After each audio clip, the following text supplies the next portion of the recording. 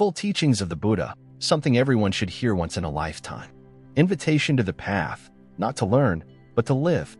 You are listening to a series of videos that distill the foundational teachings left by the Buddha for humanity. These are not to be worshipped or memorized, but to help you understand life, understand yourself, and gradually step out of suffering.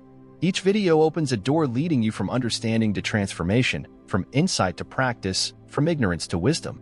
Let us sit together and listen, not only with our ears, but with our whole heart. Episode 1. The Four Noble Truths, the Noble Eightfold Path, the Three Trainings, and the Five Precepts. The first episode confronts a truth that can be hard to accept yet serves as the beginning of all awakening. Life is suffering. We do not suffer because we are weak or because of fate. We suffer because we have never truly faced our own pain. This episode will help you pause, illuminate, and begin to see clearly. Only when you see suffering clearly can you begin to step out of it. There are days when you do not know why you are alive. You wake up, stare at the ceiling, check your phone, remain silent, not wanting to go to work, not wanting to eat, not wanting to speak, even not wanting to live. Not because you are weak, but because you have been holding on for too long. You have forced to smile as your heart shatters into 100 pieces. You have tried to endure, tried to be strong, tried to stay positive, tried to keep moving forward, yet life keeps piling on hardships. Family wounds you, friends turn away, money runs out, work exhausts you, your loved one is far away. You want to believe things will get better, yet day after day they do not. You begin to wonder, is life by nature a sea of suffering? Is pain unavoidable? You are not alone. Almost all of us have faced that truth at some point, the truth of suffering. But one person did more than just face suffering. He looked deeply into it without evasion, without merely enduring it, and learned to understand and transform it. That person is the Buddha. He made no promises of heaven, and he taught no begging or praying. He simply said, life is suffering. That simple statement is the foundation of the entire path to awakening, the first noble truth, the truth of suffering. Suffering is not an accident. It is the very nature of this life. No one can avoid it. No one is exempt. The wealthy suffer. The famous suffer. Monastics suffer too. They only see suffering differently. You can learn to do the same. But first, let us see how suffering appears in every corner of life. Suffering from birth, fragile, dependent, crying from the very first breath. Suffering from aging, the body weakens, memory fades, no one can truly understand. Suffering from sickness, pain, loss of ability, dependence on medicine. Suffering from death, separation, regret, fear. Suffering from not getting what we want. Suffering from losing what we love. Suffering from living near what we hate. Suffering from this body that constantly changes, remains incomplete, driven by desire and ignorance. The Buddha saw these 8 forms of suffering very clearly, not to lament, but to give us the courage to look directly. Only when we look directly at suffering do we have a chance to escape. There was a woman whose husband died in a sudden accident. Everything happened so fast that she had no chance to say goodbye, no chance to say, I forgive you, no chance to hold him one last time. She continued living only to breathe, devoid of emotion or hope. Days passed like a walking corpse. She went to a temple, sat silently, neither praying nor chanting, and simply cried. An elderly monk sat beside her in silence. After a while, he said, You are suffering and you believe this suffering is yours alone. But child, suffering is something everyone must face.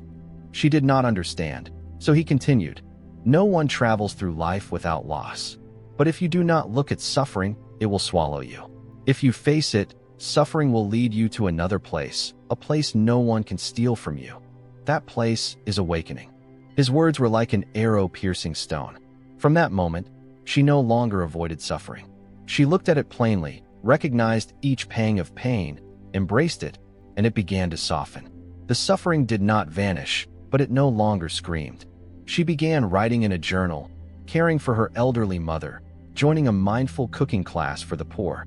From a person living in pain, she became a person living in understanding. That is the power of acceptance. Suffering is not an enemy, but a teacher, if you have the courage to learn. Are you suffering now? If so, please do not try to hide it. Hiding suffering only makes it grow. Suffering needs to be illuminated by the light of understanding. And that is exactly what the Buddha brought to humanity. We do not need to become Buddhists. We only need to begin where he began, by looking at suffering, recognizing suffering, seeing suffering clearly, and from there stepping onto the path beyond suffering. The Four Noble Truths are not abstract doctrines. They are a living map. Suffering is the first truth. Anyone who does not see this truth will keep wandering through life. They may change jobs, homes, partners, even countries. They may continue living yet remain in pain because they have not seen the root cause of that pain. They have not understood suffering. The Four Noble Truths teach that to awaken, we must start with honesty toward ourselves. No denial, no blaming, no pretension. Simply be silent and ask yourself, why am I suffering? Where does this suffering come from? Can I let it go? Can I live differently? If you dare to ask, the answer will come, not from books, not from others, but from within. Only when you see your own suffering clearly can you see the path through it. That is the beginning of awakening. When was the last time you felt truly at ease? No worry, no fear, no thoughts of yesterday, no anxiety about tomorrow, just living in the present moment, light and peaceful. How long has it been since you felt that way? Perhaps a very long time. Perhaps never. And you ask yourself, why must life be so hard?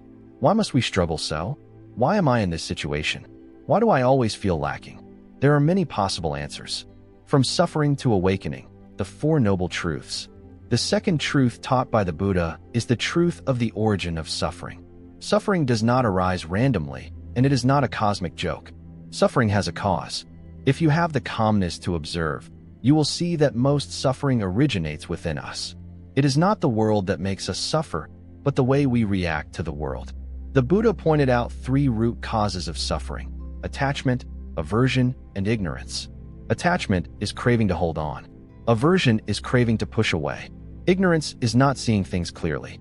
When these three mix in our mind, they create a smoky haze that clouds perception. We react, we act, we speak regrettable words, we do things we later regret, and then we suffer, suffering caused by ourselves, suffering caused by our own blindness. There was a man who was successful, wealthy, and powerful. Everyone thought he was lucky. Yet every night he drank alone, not out of joy but out of emptiness. One evening his wife asked, "What do you still lack?" He only smiled without answering. That night he wrote one sentence in his journal, "I have everything, but I do not know what to live for." He did not suffer from lack of material things. He suffered from lack of understanding, from excessive ambition, from fear of falling behind, from a long-held need to prove something to someone else. He thought having more was enough, but it wasn't. The more he had, the more anxious he became. The more he pursued, the more lost he felt, like a thirsty person drinking seawater. The more he drank, the thirstier he grew. Attachment is not inherently bad, but without understanding, it will consume you. The same is true of aversion. There was a young woman who was excellent at roasting coffee beans but prone to anger. She once scolded her elderly mother because the meal was not to her taste. She slammed a door in rage because someone said something hurtful. She smashed her phone in frustration over an upsetting message. When she later calmed down, she wept, not out of regret but out of confusion about why she had behaved that way. The fire of anger, when it flares up, does not only burn others, it burns your own heart as well. How can you live happily with ashes in your heart? The Buddha's teachings continue with the path to end suffering, one we will explore in the following episodes. But everything begins here, seeing suffering, understanding its causes, and taking the first steps toward freedom. If you listen with your whole being, you will find your own way to peace. And then there is ignorance, the most dangerous of all. The ignorant do not know they are ignorant. They do not see, do not realize that they are not seeing. They believe themselves to be right, to be good, to be awakened, yet they live by prejudice, by illusion, by an inflated sense of self, and so the more they live, the more they suffer, the more they suffer, the more they blame life, the more they blame life, the more they lose their way. One who is ignorant cannot find the way home, cannot recognize that they have gone astray, and so they wander far. The Buddha calls this avijja, not knowing, not seeing, living in darkness. When the mind falls into darkness, everything around becomes blurry. You cannot distinguish true from false. You become doubtful, anxious, vulnerable, act without control, and then you suffer. All of this arises not from outside but from within. That is why the Buddha did not teach us to change the world. He taught us to change ourselves, look into the mind, clearly see the three roots, and gradually sever each branch. You do not need to be perfect. Just begin by noticing that craving has arisen, that anger has taken hold, that ignorance has veiled you. Simply seeing is the first step toward freedom. Like someone walking in a dense forest who lights even a small lamp, you are already different from someone with nothing in hand. You will stumble less, you will know which thorns to avoid and which paths to follow, and eventually you will find your way out. The one who does not know they are suffering suffers double. The one who knows they suffer has already traveled half the journey. You do not need to force yourself to prove anything, to rush toward goodness. You only need to ask yourself honestly. 1. What am I suffering because of? 2. What am I craving? 3. What am I hating? 4. What am I failing to see? If you can answer these questions, you are entering the realm of light. You are slowly calming the storm in your mind. You are living as an awakened person, and you know what? An awakened being can still smile amid life's storms, because they understand. Wind is just wind. Clouds are just clouds. Suffering comes and goes. No one can hold on to it forever. But if you do not understand its cause, you remain passive, repeating mistakes, clinging to that which wounds you, pushing away what is precious, and in the end you wonder once more why you suffer. Now you have the answer. You suffer because you do not understand yourself. You suffer because you fail to recognize the roots in your mind. You suffer because you believe the world must conform to your wishes, yet life does not operate that way. The universe was not created to satisfy you, but to awaken you. Suffering is not an enemy, but an alarm bell calling you to pause, look within, and begin to live differently. Do you believe that one day you will be free of suffering? Not because what is outside has changed, not because you win the lottery, not because someone returns to you, not because your job is more secure, but because within your own heart there is no longer a raging sea. It may sound distant, but that is the third truth the Buddha realized, Nirodha, the truth of cessation. It means that suffering can be ended at its root, not temporarily but completely, not by escape, but by overcoming through wisdom, not by force of will, but by relinquishing what must be relinquished. So what does the end of suffering look like? Is it a life without sorrow, without loss, without disappointment? No. The end of suffering does not mean life is free of events, but that you are no longer controlled by them. You still feel pain when you lose something, but you are not carried away. You still experience loneliness, but you do not despair. You live in the world, yet your heart remains undisturbed. Life is like a boat sailing through a storm. If you know how to hold the rudder steady, you will pass through, not because the waves are small, but because your mind is steady. There was someone who suffered from severe depression, unable to eat, unable to sleep, unwilling to interact with anyone. Day after day they lived like a shadow, devoid of hope, devoid of dreams, devoid of faith. One day, in deep despair, they attended a silent retreat. No talking, no eye contact, no phones, no luggage, only themselves and their breath. The first 3 days felt like hell. Their mind threatened to explode. Memories of guilt, feelings of hatred, sensations of helplessness, all surged at once. But on the 4th day, while meditating, they began to weep. No one comforted them, no one touched them, yet the tears kept flowing. In that moment they realized something. They did not need to do anything, did not need to struggle to become better, did not need to prove themselves to anyone. They only needed to stop and observe. What am I thinking? What am I feeling? What burdens am I carrying in my heart?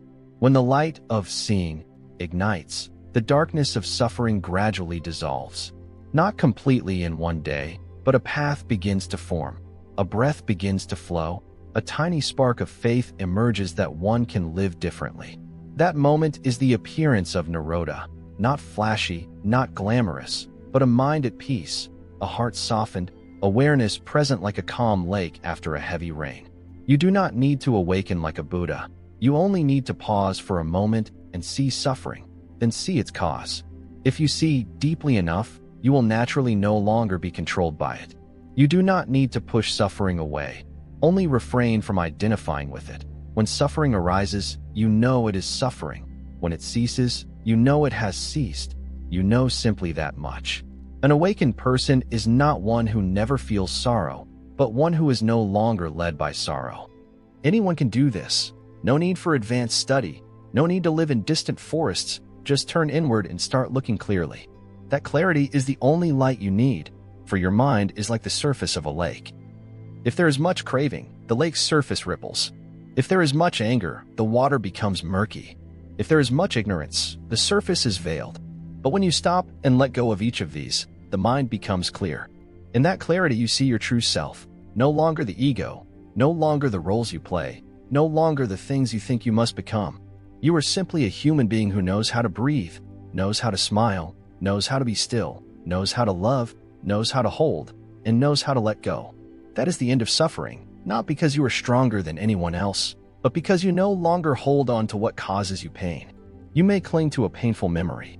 You may embrace someone who has gone away. You may hold on to blame for something that cannot change. You may remain trapped by an outdated self. Because life always flows, only you cling, and clinging is suffering. But if you let go in that moment, you are free. Some say, I cannot forgive that person, yet that person is no longer here. They live their life while you carry resentment every day. In the end, who imprisons whom? Some say, I cannot forget what happened, yet that event passed long ago. It is only you who replay it endlessly in your mind, never escaping. The end of suffering does not require grand feats.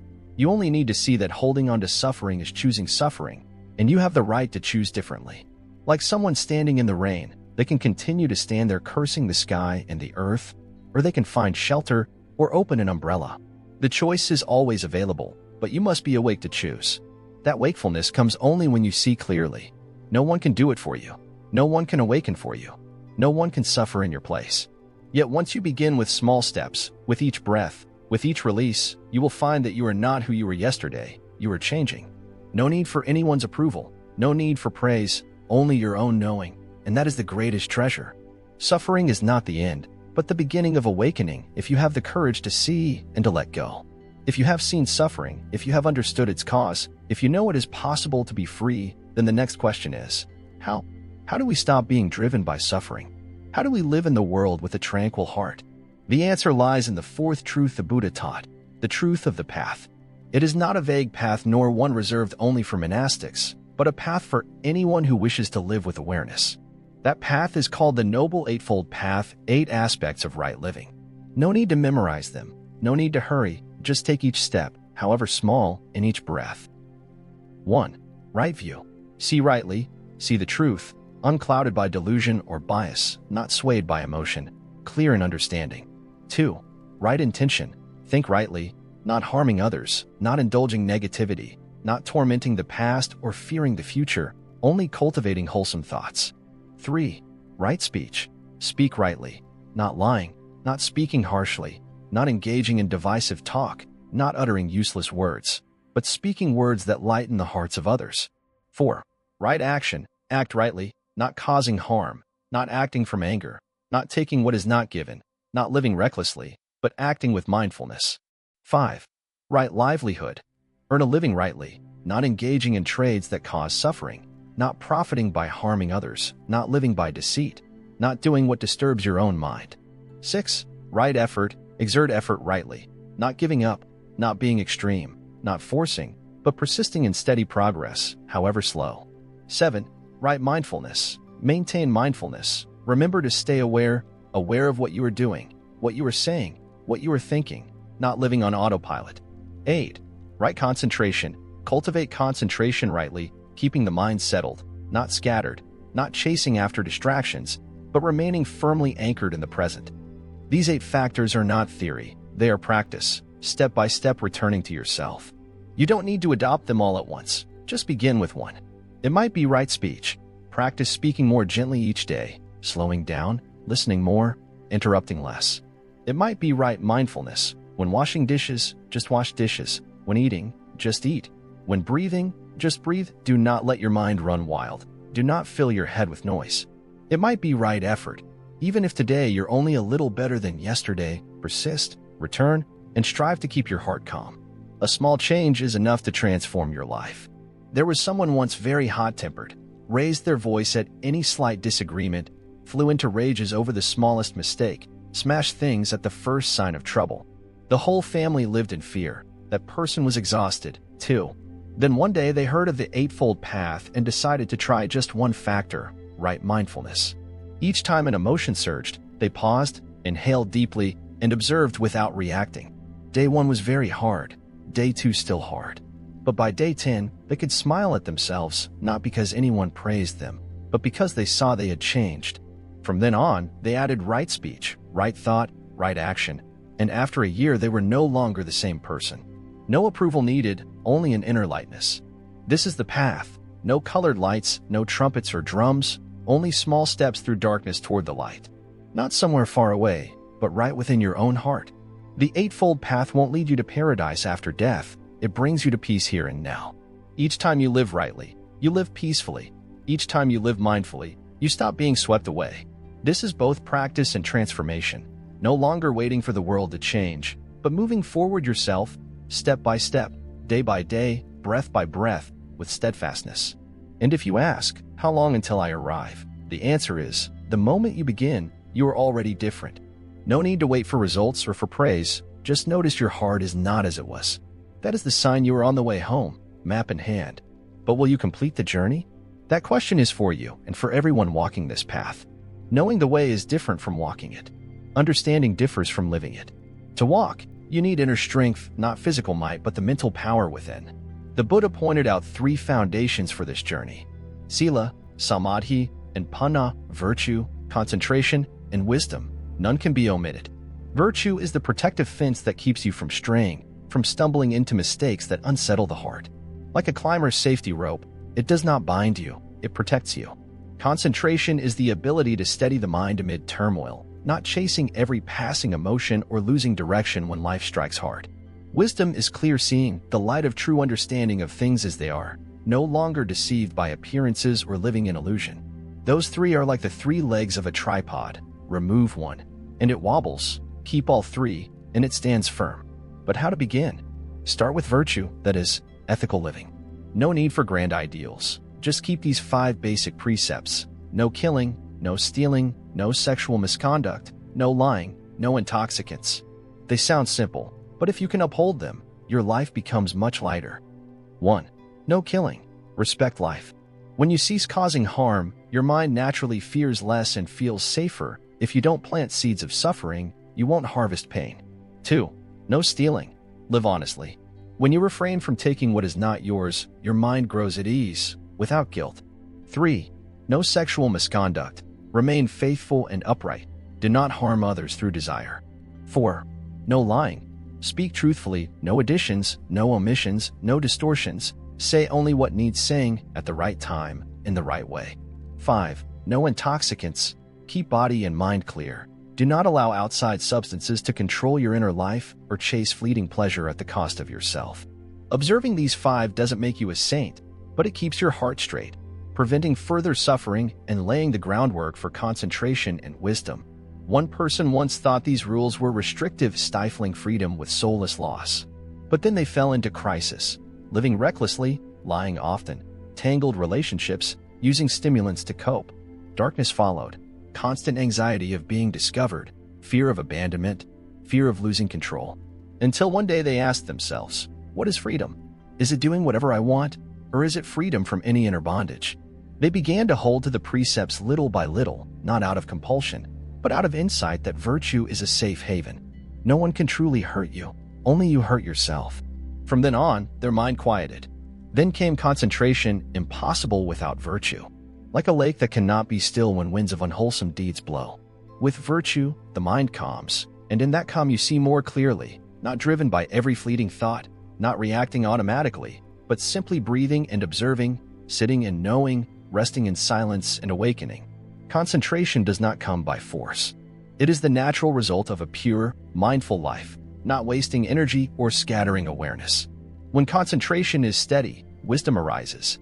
Wisdom does not come from books or memory, but from seeing clearly in the present, seeing impermanence, seeing non-self, seeing the web of cause and effect.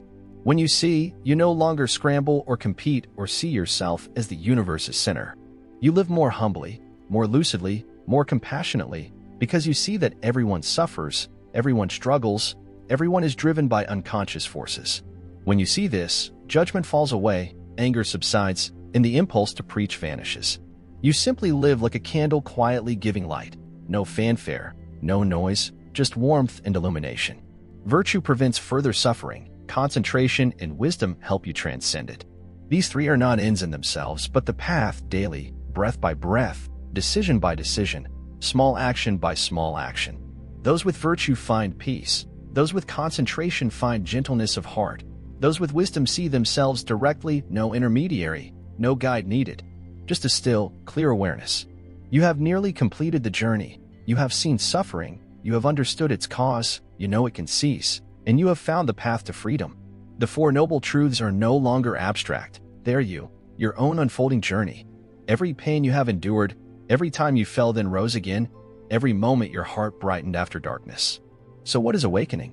Is it a special moment, a mystical state, or something much closer? Awakening is when you see clearly what you never saw before, when you stop avoiding truth, stop blaming, stop clinging, stop running, and simply pause and see suffering, see its origin, see the way out, and walk it. No one can awaken for you. No one can open your eyes. Only you can see the light within. There was someone who lived half a lifetime in anger. No advice could reach them. No one could come near them. Not even they could love themselves. Then one day, amid rage, they noticed one small thing, that their anger hurt no one more than themselves. They saw they were burning themselves, hoping someone would see the smoke and intervene. They stopped. No effort to change instantly, just stopped.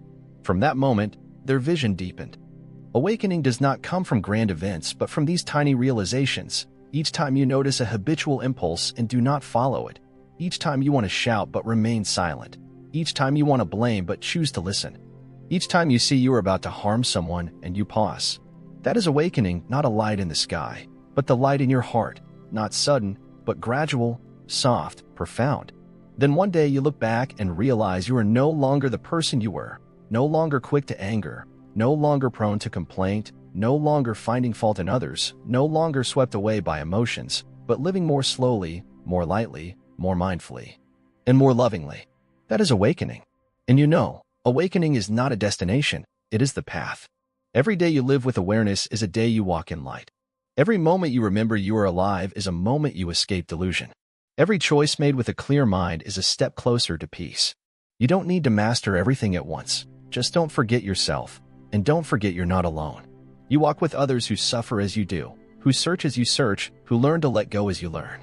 Sometimes one person holding even a small light is enough to illuminate the path for many.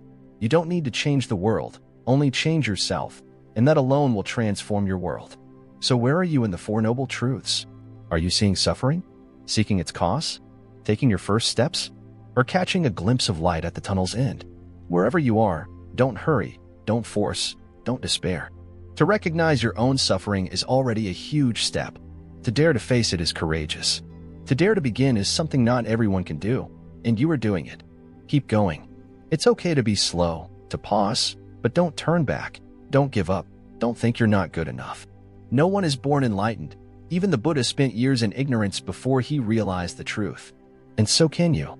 You may have strayed. You may have lost your way. You may feel weary, but it doesn't matter, for the path remains, and you can return at any moment.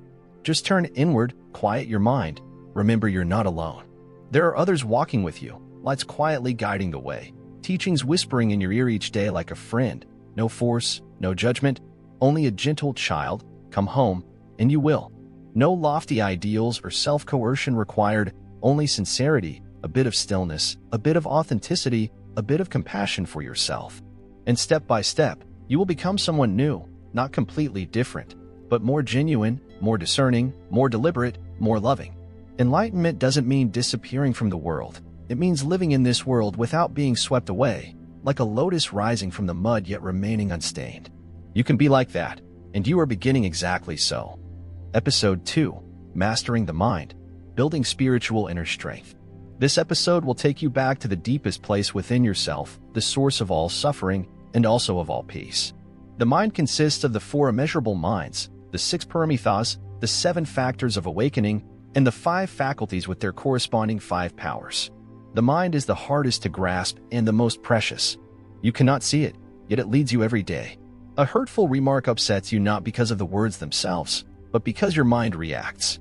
An old memory wounds you not because the event remains, but because you still carry its pain. It's not their power, but your lack of self-mastery. Whoever masters their mind masters their life.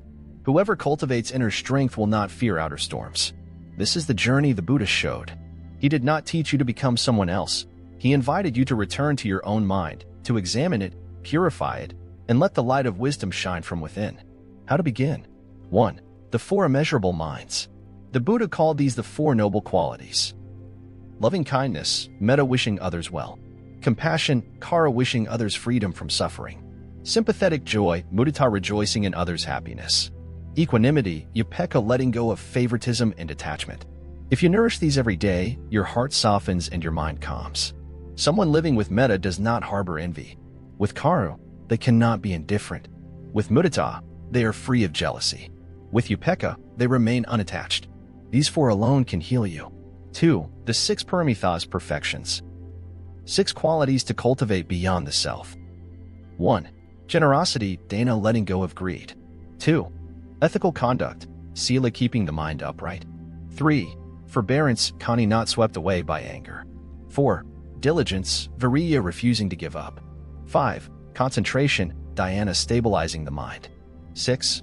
Wisdom, panna seeing and living rightly. The paramitas are not for show, but for transcending the suffering self. You need not go anywhere special to practice them. Sharing food is dana. Speaking truthfully is sila. Staying calm under criticism is khanti. Persisting in meditation when tired is virya. Sitting quietly and listening to your heart is dhyana. Recognizing and breaking a harmful pattern is panna. Practice these, and you will feel strength arising from within. No one needs to grant it. No one needs to praise it. Only your own sincerity and courage matter. 3. The 7 factors of awakening. 7 qualities that signal true progress. 1. Mindfulness, sati maintaining aware presence. 2. Investigation, dhammavikya discerning truth from delusion. 3. Energy, virya tireless effort. 4. Joy, pity delight in practice. 5. Tranquility, passaddhi lightness of body and mind. 6. Concentration, samadhi unwavering focus. 7. Equanimity, upekkha letting go of clinging. These are your compass on the path. If practice only adds stress, you need to realign. True practice brings increasing lightness, clarity, and freedom. 4. The 5 faculties and 5 powers. 5 faculties: faith, energy, mindfulness, concentration, wisdom. 5 powers: these same qualities, but matured into unshakable strength. With faith in your path, you remain steadfast. With energy, you cannot be stalled. With mindfulness, you do not lose yourself. With concentration, you do not scatter. With wisdom, you cannot be deceived. One who has the faculties stands firm. One who has the powers travels far. Have you ever tried simply sitting? No music, no phone, no conversation. Only breathing and being with yourself? It feels difficult because inside us constant movement stirs. A thought, an old memory, a pang of unease, a tiny impulse that makes us rise. The mind is not easily pacified, yet it is the only place you must return, for everything outside is impermanent. But once you find peace within, no further journey is needed. The Buddha called the mind the architect of all karma. Right thoughts, right actions, right living, or wrong thoughts, wrong actions, wrong living. There is no more durable path than the one that leads inward, no greater wealth than stability of mind. And it doesn't arise by chance. It must be trained like a sword, at first clumsy, but through persistence it becomes razor sharp. The mind, too, must be tamed with resolve, subtlety, and a gentle steadfastness. Nurturing the 4 immeasurables is not for recitation, but the foundation of a wholesome mind. One who lives in loving kindness loses resentment. One who lives in compassion cannot harm. One who rejoices finds no center of self. One who rests in equanimity is not upset by trivialities. These qualities grow bit by bit. When you look at someone who has hurt you and do not hate them, when you see another's happiness and genuinely smile, when you accept your own imperfections and remain lighthearted, these are signs the immeasurables are blossoming. If you cultivate them daily, your mind will no longer be fragile. You will traverse life unarmed. For loving kindness is the finest armor. The strongest person is not the one who wins every argument, but the one whose mind remains unshaken. That strength comes from practicing the 6 paramitas. The 6 paramitas are not moral burdens, but tools to cut away the mind's suffering triggers. You cannot crave and be happy. You cannot rage and be wise. You cannot be lazy and be mindful. You cannot suffer if you live each paramita fully. One individual once held themselves to impossible standards, self-reproaching at every minor fault, wrestling with every failure. Then they learned forbearance, not to endure pain, but to understand that every change takes time and that the heart, like a seedling, needs still earth and the light of compassion. From that day, their life felt lighter, not because they did less, but because their mind was no longer tense. That is the fruit of true practice, not doing more, but doing with heart and living in the inner light. The 7 factors of awakening will help you recognize this more clearly. There are days when you don't want to practice, you don't want to meditate, you don't want to study the Dharma. You feel empty, as if you're discouraged. That is when you need to return to the 4th factor of insight knowledge, the factor of gladness. Recall the pure joy of someone walking the right path. Remember the moment your heart felt light just because of a single teaching, a peaceful morning, or an unconditional hug. When joy in practice returns, you won't need to force yourself. You will naturally want to continue. And from gladness arises tranquility, a sensation of lightness in the body, softness in the heart, and a coolness like an autumn breeze. That is the signal that you are on the right path. With concentration, you stand firm. With equanimity, you are no longer pulled by distractions, and ultimately you see the deepest truth. Your mind was always clear, you just forgot. The 5 faculties and the 5 powers help you stay rooted. If you have no faith, you cannot go far. If you do not remember, you will easily forget yourself. If you lack concentration, you will be easily disturbed. One who maintains the faculties gives rise to power, and that power does not need to show off. It radiates in the way you look, the way you speak, the way you enter a room, and everyone feels at ease because you have begun to master your mind. There is something curious. The more you try to control your mind, the more tangled it becomes. The more you let go, the more your mind drifts away. But when you simply sit quietly and observe the mind, it gradually becomes clear like still water.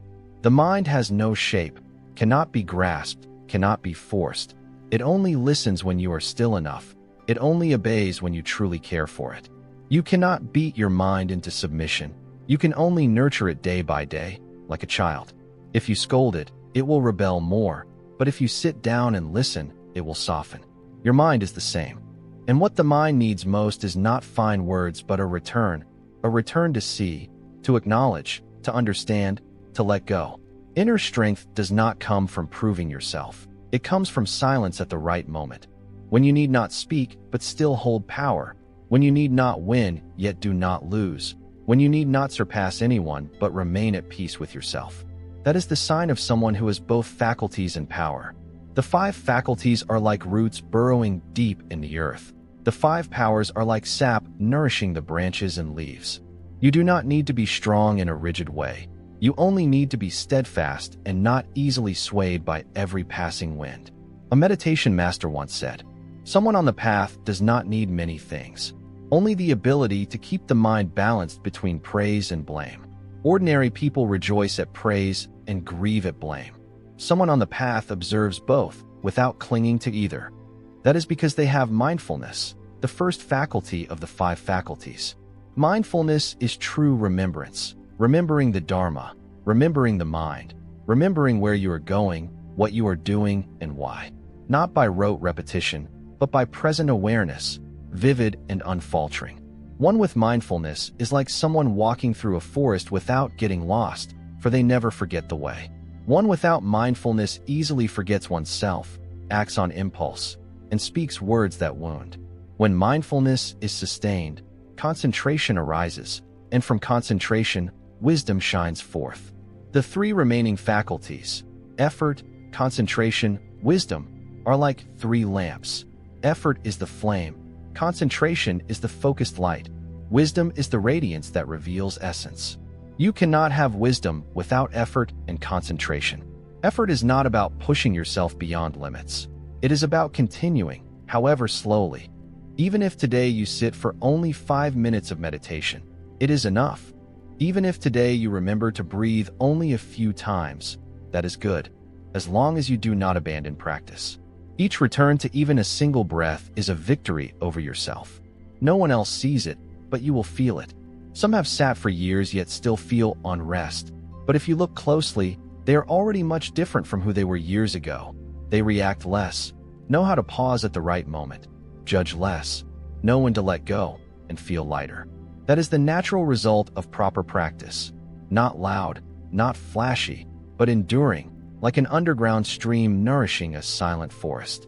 The Buddha did not require you to outdo others. He simply invited you to return and see yourself clearly. Without wisdom, all effort is blind. Without concentration, wisdom cannot arise. Without mindfulness, concentration has no foundation. These three factors are like waves rising and falling, layer upon layer, deepening inward. You do not need to go to the mountaintop to settle your mind. You only need to remember yourself, right here, right now. As you listen to these words, are you breathing? Are you truly attentive, or just hearing them passively? If you are fully present, that is practice. Practice is here, now, clear, awake, light. Your mind does not need to change hastily. It only needs to return, and you will see. You have never lacked. You have never been wrong. You simply have never truly been still enough to realize it. There is one very important thing most of us overlook. The mind cannot grow strong if you live in ways contrary to the teachings. Even if you meditate, chant, and learn many teachings, if you continue to act against your conscience, your inner strength will drain away. One day, you will collapse in silence because the mind cannot deceive itself. Remember this: you can deceive others, but you cannot deceive yourself. You can smile broadly, but inside you know you are unsettled. You can speak kind words, but within you know resentment. You can appear to be practicing, but if you live wrongly, you will feel a deep disconnection, not from others, but from your own mind. Therefore, to cultivate true inner strength, you must start from absolute honesty. See straight without evasion, without justification. Just sit and ask yourself, am I living in accordance with my conscience? Am I striving to live truthfully? Am I acting as the person I wish to become? There is no need to answer aloud. Simply listen to your mind, and you will know. If something is amiss, correct it, not for others to see, but so your mind can trust you. When your mind trusts you, strength is born. You will discover a silent power arising, not ostentatious, not rigid, but soft without breaking, heavy without extinguishing. That very power forms the foundation of lasting transformation. The four immeasurables cannot truly flourish if you live contrary to loving kindness, compassion, appreciative joy, and equanimity. For example, you may recite loving kindness prayers, yet daily you scold sharply. You are sowing conflict. You may practice joy and equanimity yet harbor envy. You are weakening the very energy you wish to cultivate. Your mind does not heed the words you chant. It hears the actions you repeat each day. The mind does not practice through your mouth. It practices through every tiny choice, every reaction, every way you move through daily life. Inner strength does not come from much chanting, but from living in accordance with what you chant. Likewise, the 6 paramitas cannot blossom if you do not truly put them into practice. You may give alms, but if you do so for fame, it is merely a transaction. You may observe precepts, but if only to show off, it is fabrication. You may sit in meditation for hours, but if your heart is filled with envy, it is inner conflict. The paramitas are about transcending the ego, not to be recognized, not to be superior, but to shed layer by layer of the self. Generosity is letting go of clinginess. Precepts are keeping the heart pure.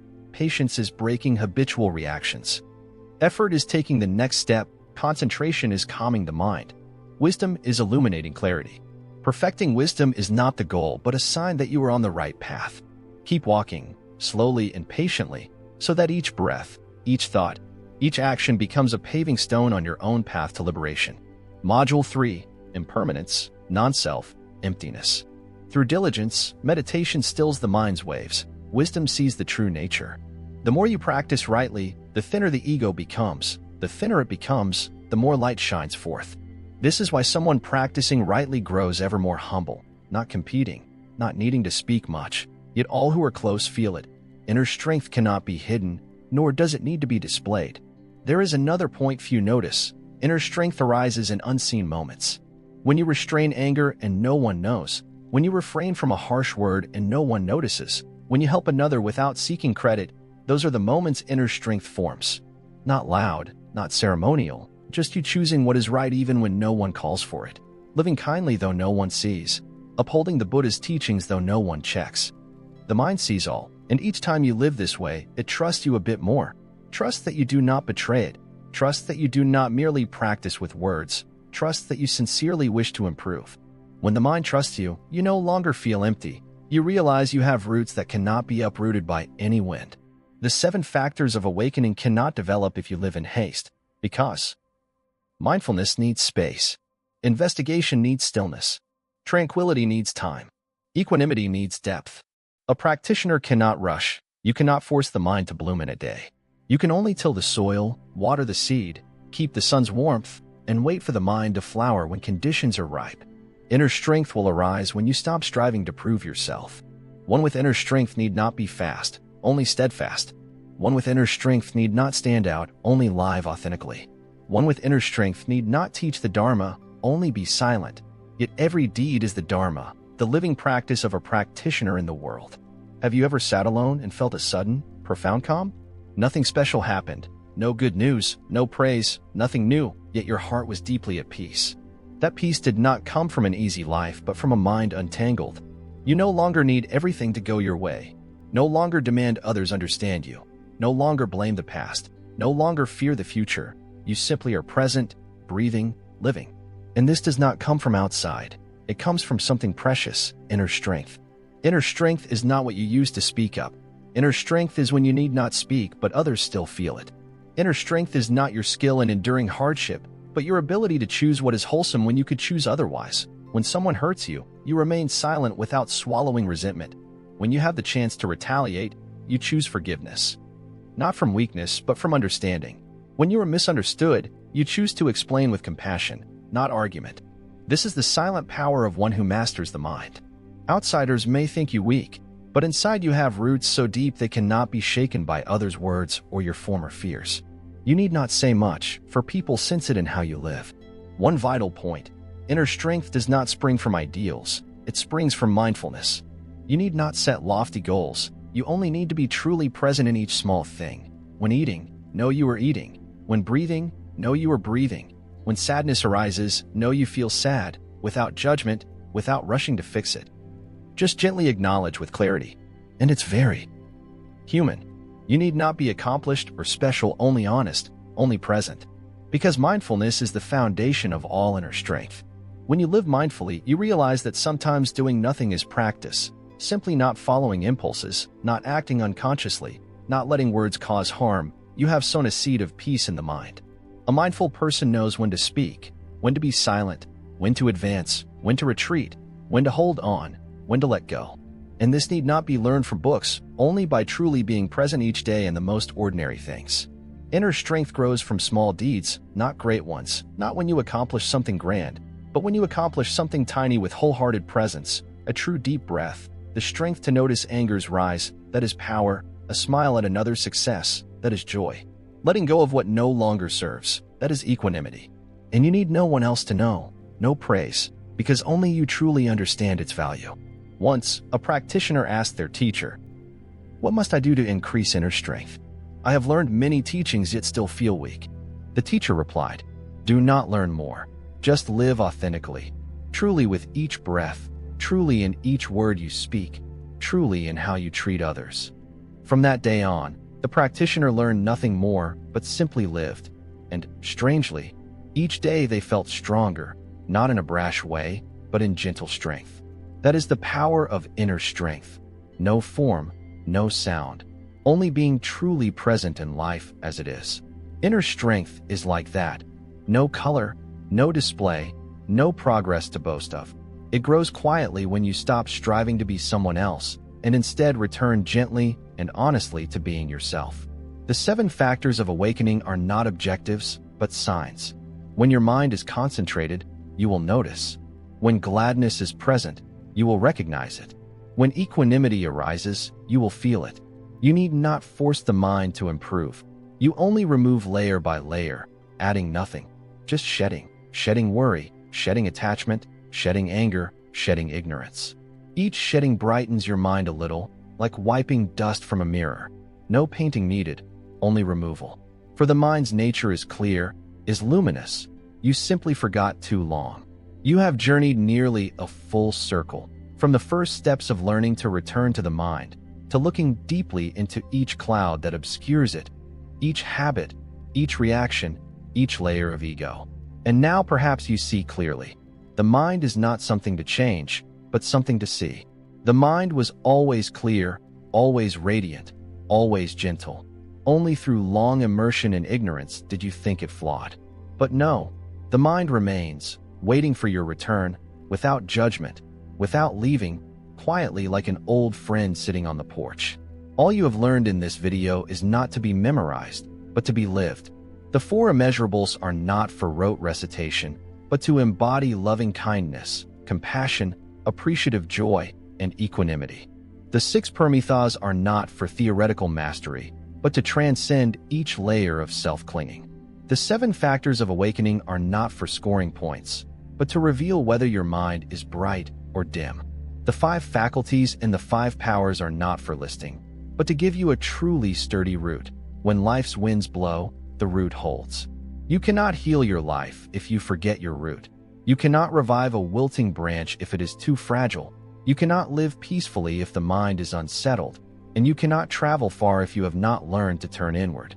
There is a beautiful Zen saying, "When the mind is as still as a tranquil lake, the sky reflects itself." You need not seek truth. You need not chase peace. Simply still the mind, and the sky will appear on its own, light will shine on its own, and you will see that you never lacked anything. You only wandered too far. Now it is time to return. There is no need to rush change. Simply persevere each day. Maintain a bit of stillness, a bit of honesty, a bit of compassion for yourself. Then everything will begin to blossom from within. You don't need to be like anyone else. You don't need to do as anyone else does. You only need to be true to yourself, honest with your own heart. Listen to it, care for it, without forcing, without judging. Simply present each day with lightness, understanding, and love. If you ask me how to master the mind, the answer is gentle. By staying with it, not running away, not trying to become anything else, just staying, and you will see that when the mind is not driven, it becomes at ease. When the mind is seen, it becomes luminous. When the mind lives rightly, it becomes your strongest friend in life. No one supports you better than your own mind. No one comforts you more deeply than your own mind. No one understands you more truly than your own mind. And if you keep that connection, you have obtained life's greatest treasure. Mastering the mind is mastering all suffering. Mastering the mind is beginning to live rightly.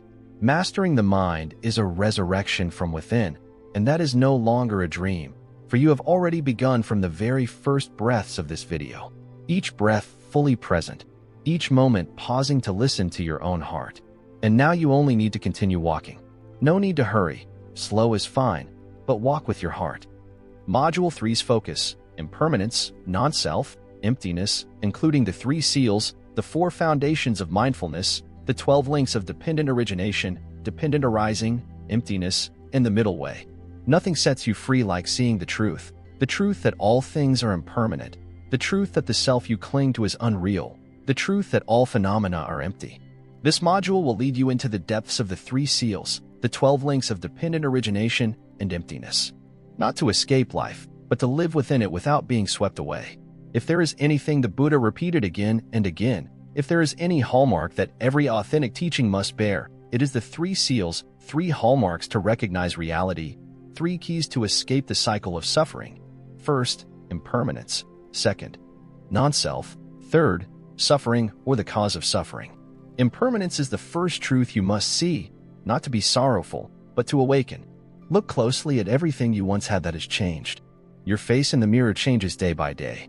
The one you loved may now be far. Your emotions that once felt intense may now have faded. A body once healthy may now weaken. Nothing remains the same. Nothing stands still. All is flowing. And if you do not see this flow, you will cling, you will hold on, you will wish it to remain unchanged. But life does not cater to anyone, and the very wish to hold what cannot be held is the root of suffering.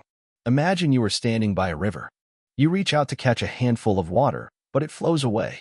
The harder you try to hold it, the more it slips. The tighter you squeeze, the more you lose. You grieve not because the water flows, but because you cannot accept its flow. That is ignorance. The Buddha did not teach you to renounce everything. He simply invited you to see clearly. All phenomena are transient, to see that nothing lasts forever. And once you see it thus, you no longer cling, no longer suffer loss, no longer fear change, no longer dread uncertainty. You live with what is, without illusion that it will last forever. That is the first awakening. Next comes non-self, a truth even harder to accept than impermanence, because you can accept that things change, but it is very difficult to accept that there is no fixed I. You think, I am this body, but the body changes every moment. You think, I am this emotion, but emotions arise and pass. You think, I am this thought, but thoughts constantly shift. So what is the I? You search, but if you truly quiet down, you will see that there is nothing stable to call I. There is a body, but it decays. There is a mind, but it fluctuates. There is a name, but the name changes. There is a form, but the form is not real. And you realize the self you have held so long is just an illusion built by repetition.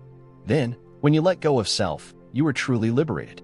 You no longer need to win over whom? You no longer need to maintain face, for whom are you performing? You no longer need to please others, for you are no longer trying to become anything.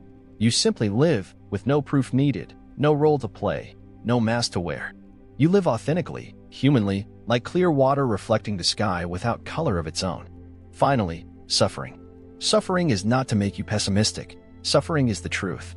Only when you see suffering clearly can you find a way out. Suffering does not exist because life is unfair, but because you live with illusions of permanence and self in all things.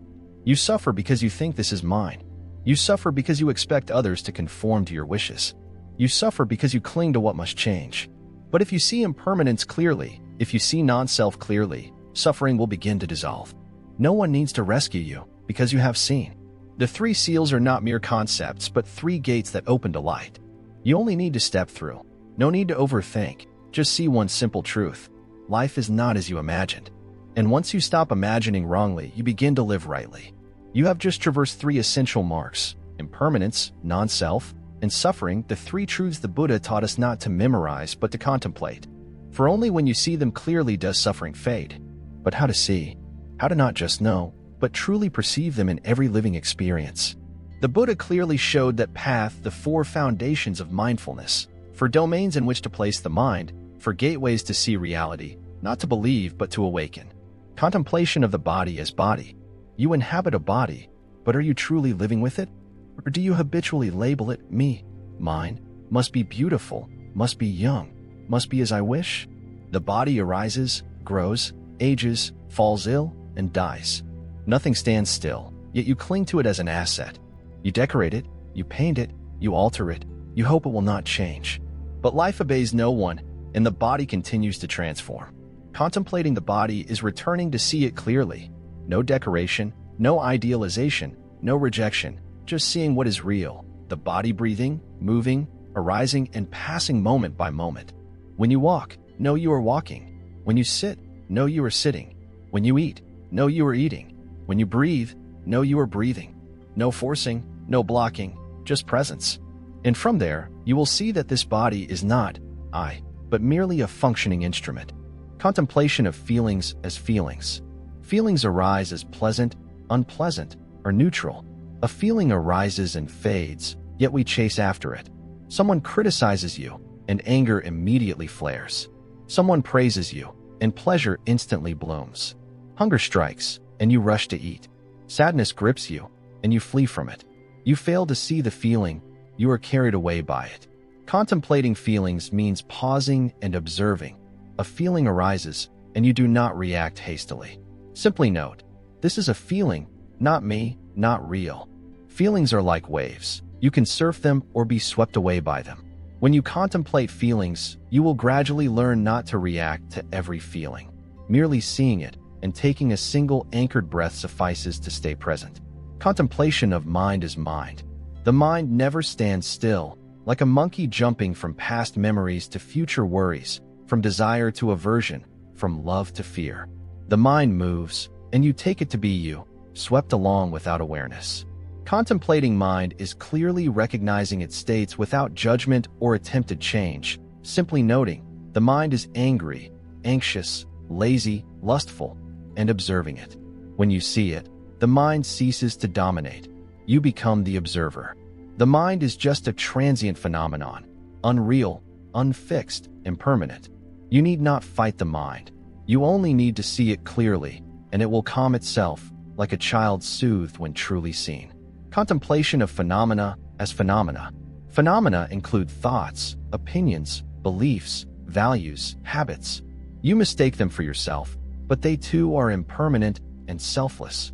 Contemplating phenomena means seeing all that you believe, think, and hold on to as mere phenomena, unreal, uncertain, unfixed. You cling to right, wrong, better, worse, good, bad. But if you look deeply, you see them all arise dependent on conditions. No one is always right.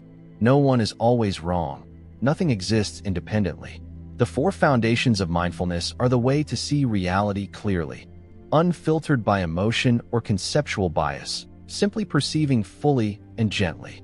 When you see, wisdom arises, no effort, no heavy understanding required, just presence and observation. You have perceived impermanence. You have perceived non-self. You know how to observe body, feelings, mind, and phenomena. Yet you may still ask, why do I suffer? Why does the mind spawn endless chatter? Why does life spin from one sorrow to another? The Buddha did not merely give you faith. He gave you a map showing that everything arises from causes and conditions. And when you see that map clearly, you know where you stand and how to break free. That map is the 12 links of dependent origination, 12 links that form the cycle of birth and death. No one forces you to suffer. There is no fate, only chains of conditions producing results. Where does the chain begin? With ignorance, not lack of study, but failure to see truth. Failure to see impermanence, failure to see non-self, failure to see dependent origination. When you do not see rightly, you think wrongly. You assume permanence, you assume a self, you assume others cause your suffering, you assume you must cling to everything. That is ignorance. From ignorance arises volitional formations. You begin to act, but without awareness, you create karma unknowingly. You speak words that wound, you behave out of habit, you react on impulse. Then consciousness arises. Consciousness is discrimination, the planting of seeds in the mind. From consciousness comes name and form. Name refers to mental phenomena, form to the physical body. Thus you begin to take shape in this life. From there arise the 6 sense bases. Eye, ear, nose, tongue, body, and mind begin to contact the world. The eye sees a form, the ear hears a sound, and the mind begins to discriminate. From contact arises feeling. Feeling is the reception between sense base and consciousness. The eye encounters a form and contact occurs. The ear hears a word and contact occurs. The heart races at the sight of a loved one. This too is contact. From contact arises sensation. Sensation is pleasant, unpleasant, or neutral. You like it, you hate it, you feel moved. Then from sensation arises craving. Craving is desire, to hold on to the pleasant, to avoid the unpleasant, to prolong one thing, to prevent another. From craving comes clinging. Clinging is grasping, not only wanting but holding on, not only yearning but refusing to let go. You cling to this body, cling to this name, cling to this role, cling to this viewpoint. From clinging arises existence. Existence is the conditional state you have created. You fashion a life steeped in greed, hatred, and delusion. You create a new existence even while your old body remains. From existence comes birth, not merely the birth of the body, but the birth of all suffering. Each time you cling to something, a new birth occurs. Birth of suffering, birth of attachment, birth of envy, birth of conflict. And finally, from birth comes aging, decay, and death. Thus the cycle of suffering completes itself. Birth, then aging, then death, and then the cycle begins anew without end. What do you see in this chain of 12 links? You see clearly that suffering is not caused by anyone else, but by your own unawareness. Ignorance is the root. Everything else follows in succession. If you sever ignorance, the chain stops. If you see directly that a feeling is just a feeling, not something to grasp, nothing truly mine, everything arising from conditions, then craving, clinging, becoming will dissolve. And when craving, clinging, becoming dissolve. There is no birth, no suffering, no continuing cycle of rebirth. The 12 links of dependent origination are the true map of your life. Each time you cling, you tread the old path. Each time you awaken, you step out of that cycle. No grand effort is needed. Just when contact arises, do not run. When sensation arises, do not grasp. When craving arises, do not cling. And when clinging occurs, remember there is nothing truly to hold. You do not need to practice in grandiose ways. You only need to see each cycle unfolding and stop it. A single straw can sever a long karmic chain. A single mindful breath suffices to prevent further ignorance. Each such moment liberates you, not all at once, but step by step, moment by moment, each time you refuse to be carried away. You have just seen the entire circle from ignorance to birth to death, from the tiniest contact to a life rolling aimlessly. The 12 links are not just doctrine, but a mirror reflecting yourself. A wise person does not ask, "Why do I suffer?" but asks, "Where did it begin in me?" And when you question deeply, you encounter a universal truth. Nothing exists independently. Nothing stands alone. All phenomena arise from conditions. This is dependent origination, the deepest truth the Buddha discovered. Not philosophy, not belief, but the reality of all phenomena. Nothing arises by chance, and nothing is granted by some external power. Module 4. Samsara, Karmic result, Rebirth. It is just conditions. A flower does not spring up on its own. It needs soil, water, sunlight, air, and the gardener's care. Without conditions, no flower. Likewise, an emotion does not arise spontaneously. It results from many factors: a lingering thought, a triggered memory, someone's glance, a long-held belief. From those conditions arises contact, then sensation, then craving, then suffering. When you see dependent origination, you cease to blame others, because you understand they too act under a chain of conditions they have not yet perceived. You no longer ask, "Why did they treat me this way?" but ask, "Have I been creating conditions for suffering?" And if you stop, suffering finds no ground to arise. Dependent origination teaches you to live mindfully, for you know that a single glance can be the cause.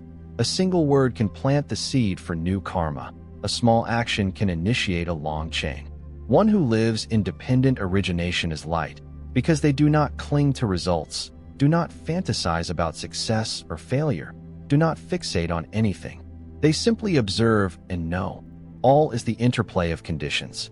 Without sufficient conditions, it dissolves. With the right conditions, it arises. Nothing can resist its timing. From dependent origination, you will see more deeply. If all is conditionally arisen, nothing has intrinsic existence. That is emptiness. Emptiness does not mean nothingness. It means no inherent self-nature, no independent essence. You are not merely you. You are a composite, body from your parents, thoughts from social and psychological forces, habits from environment, reactions from past. Nothing is purely me. All is a composite that will inevitably disband. Emptiness frees you to be unburdened. You need not cling to forms, hold tightly to who you think you are, resist change, because you see self is impermanent. The world is conditionally arisen. All things are empty. Seeing thus is the beginning of freedom. There is nothing to fight over, nothing to seize, nothing to prove. Everything is but a play of conditions. So how do you live in a world of conditionality and emptiness? The answer is the middle way, not falling into the extremes of it exists or it does not exist, not despairing, life is suffering so renounce everything, nor blindly exalting, live fully without care. The middle way walks between craving and aversion, between attachment and letting go, between existence and non-existence, between birth and death, not forcing yourself to become something, only living rightly, living mindfully, living clearly. One who lives by the middle way sees reason in everything but attaches to nothing. All beings operate under karma, yet no fixed self controls it. All phenomena are empty, yet no one denies reality. The middle way is living that way, not abandoning life, but not being swept away by it. You walk through the world, but your mind is no longer a rudderless boat.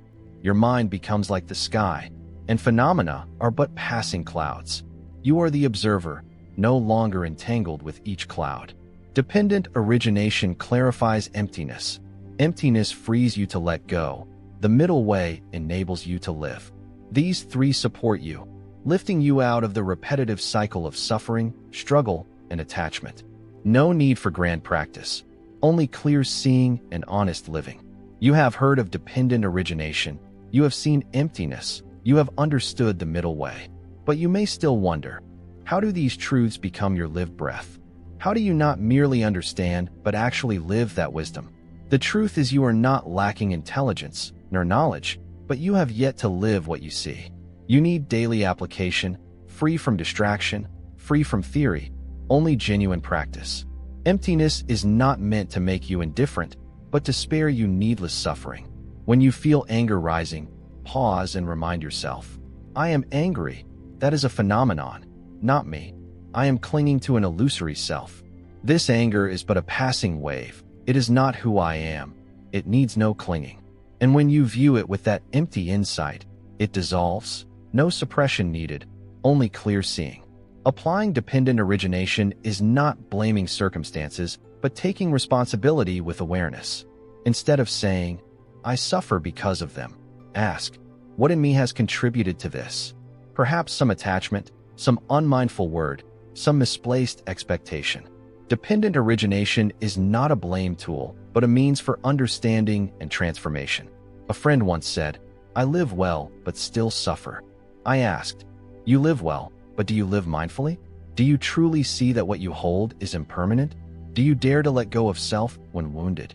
The friend fell silent and wept, realizing they suffered not because of life, but because they had not truly seen life. You cannot stop the world from changing, but you can see its change. You cannot prevent betrayal, but you can choose not to let your mind shatter when it happens.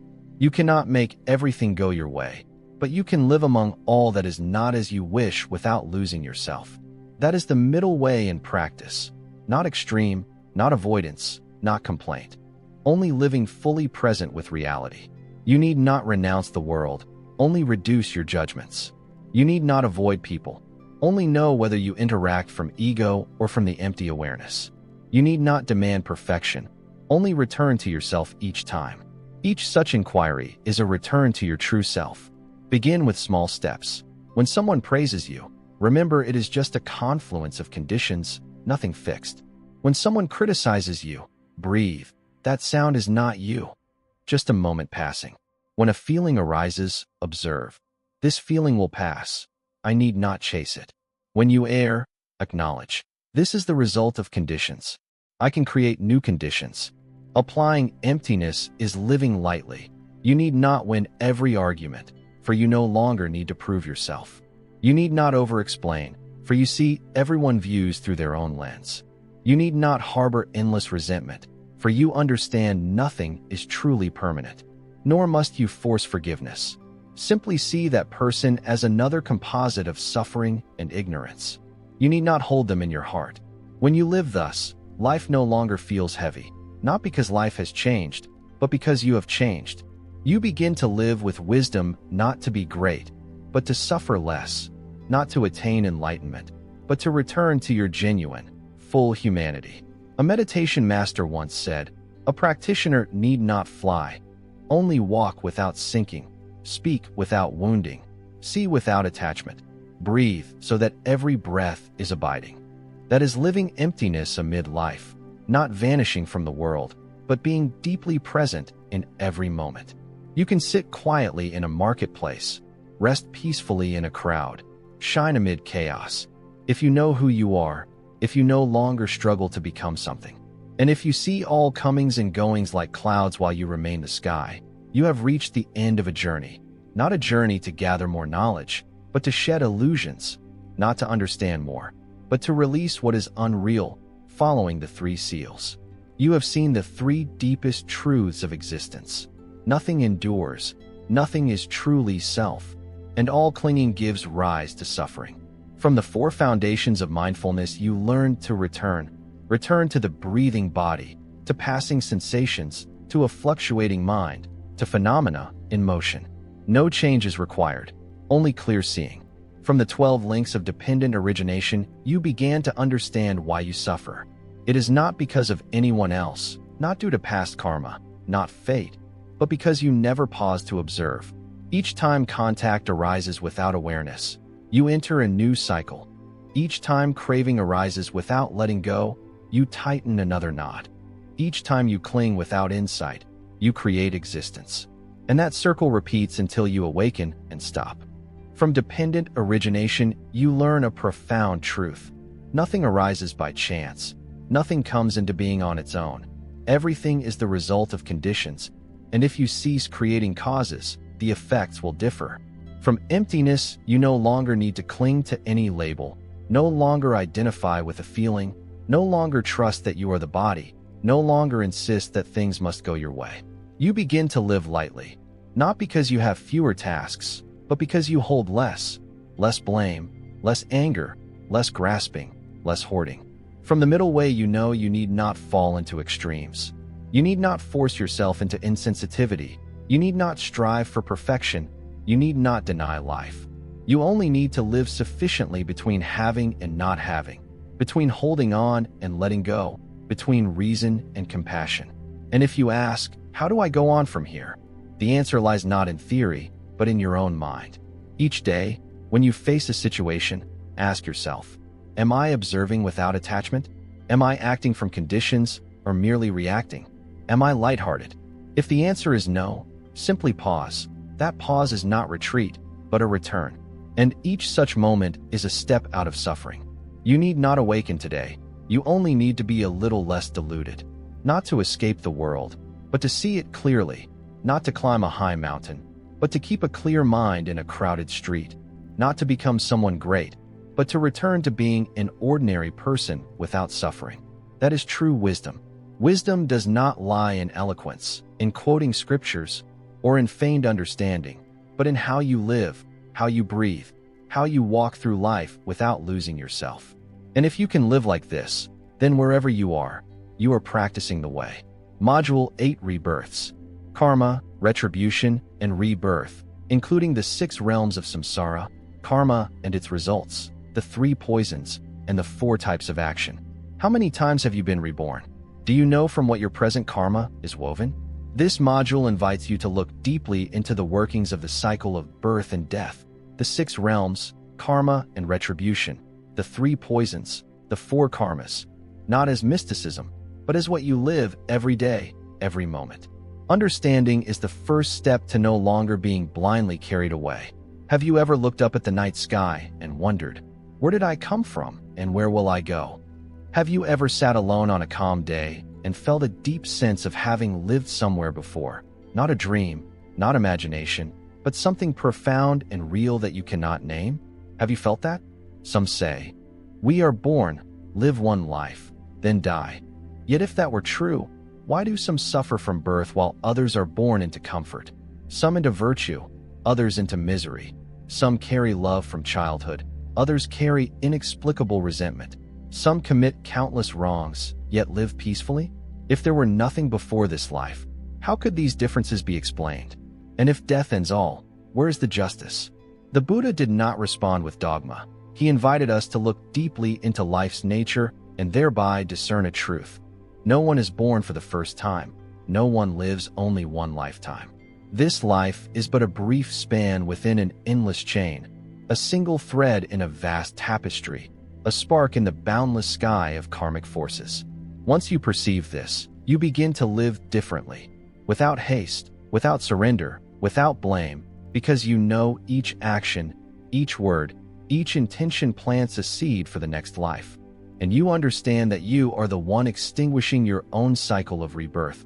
No other power, no deity, only your own mind guiding you through infinite lives. In Buddhism, this stream of birth and death is called the 6 realms of samsara, 6 domains, 6 conditions of existence through which beings revolve according to the karma they have sown. No one chooses your realm. Karma leads you there. Your mind directs the way. These 6 realms are not distant. They can manifest in this very life or continue after this body dissolves.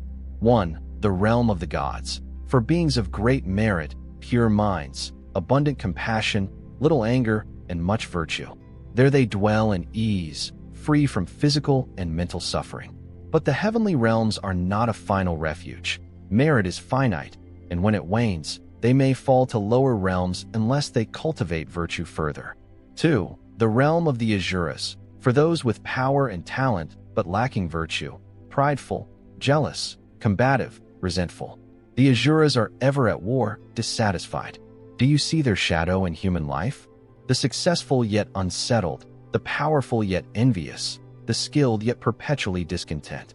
3. The human realm, mixed with suffering and joy, light and darkness, making it the most favorable realm for practice. Humans feel suffering and can thus seek liberation. They know joy and can anchor their hearts. We have choice to ascend or descend. With practice, we may be reborn among the gods. With misdeeds, we may fall into the 3 lower realms. The Buddha said, "Birth as a human is rare, not because humanity is hard to attain, but because it is hard to maintain a clear mind amid so many temptations." 4. The 3 lower realms of suffering. O animal realm, for beings mired in ignorance, incapable of discerning right from wrong, living by instinct. In moments of unconsciousness, our minds also fall here, living merely to eat and satisfy urges without knowing why. O hungry ghost realm, tormented by insatiable hunger and thirst due to intense craving and insufficient merit. They possess everything yet never feel satisfied. Many in the world live like hungry ghosts. Wealth and luxury fail to fill their emptiness. Even love leaves them feeling lacking. O hell realm, subjected to extreme suffering from heavy negative karma such as killing, torture, hatred. There is no rest, only physical and mental anguish, endless torment born of hatred, pain, and ignorance. Notice how when your heart is full of rage, you feel as if you are in hell. No external tormentor is needed. Your own mind inflicts that suffering. The 6 realms of rebirth are not only post-mortem destinations, but also mental states right here and now. In a single day, you can traverse all 6 realms. When you act with compassion, you live as though in the realm of the gods. When you seethe with anger, you fall into the asura realm. When you are blinded by ignorance, you wander in the animal realm. When your mind is consumed by craving, you become a hungry ghost. When you are overwhelmed by hatred, you descend into hell. And when you recognize which realm you occupy, you can stop there. You have just stepped through the 6 paths of samsara, 6 ways of being, 6 states of mind, 6 modes of existence. Someone asks, where will I go after I die? The answer is, watch how you live now, for karma does not wait until death to take effect. It is already in motion with every thought. You live in accordance with your intentions, and you move toward the realm that matches them. No deity notes your deeds. It is your own mind recording every moment. So what is karma? Karma is intentional action.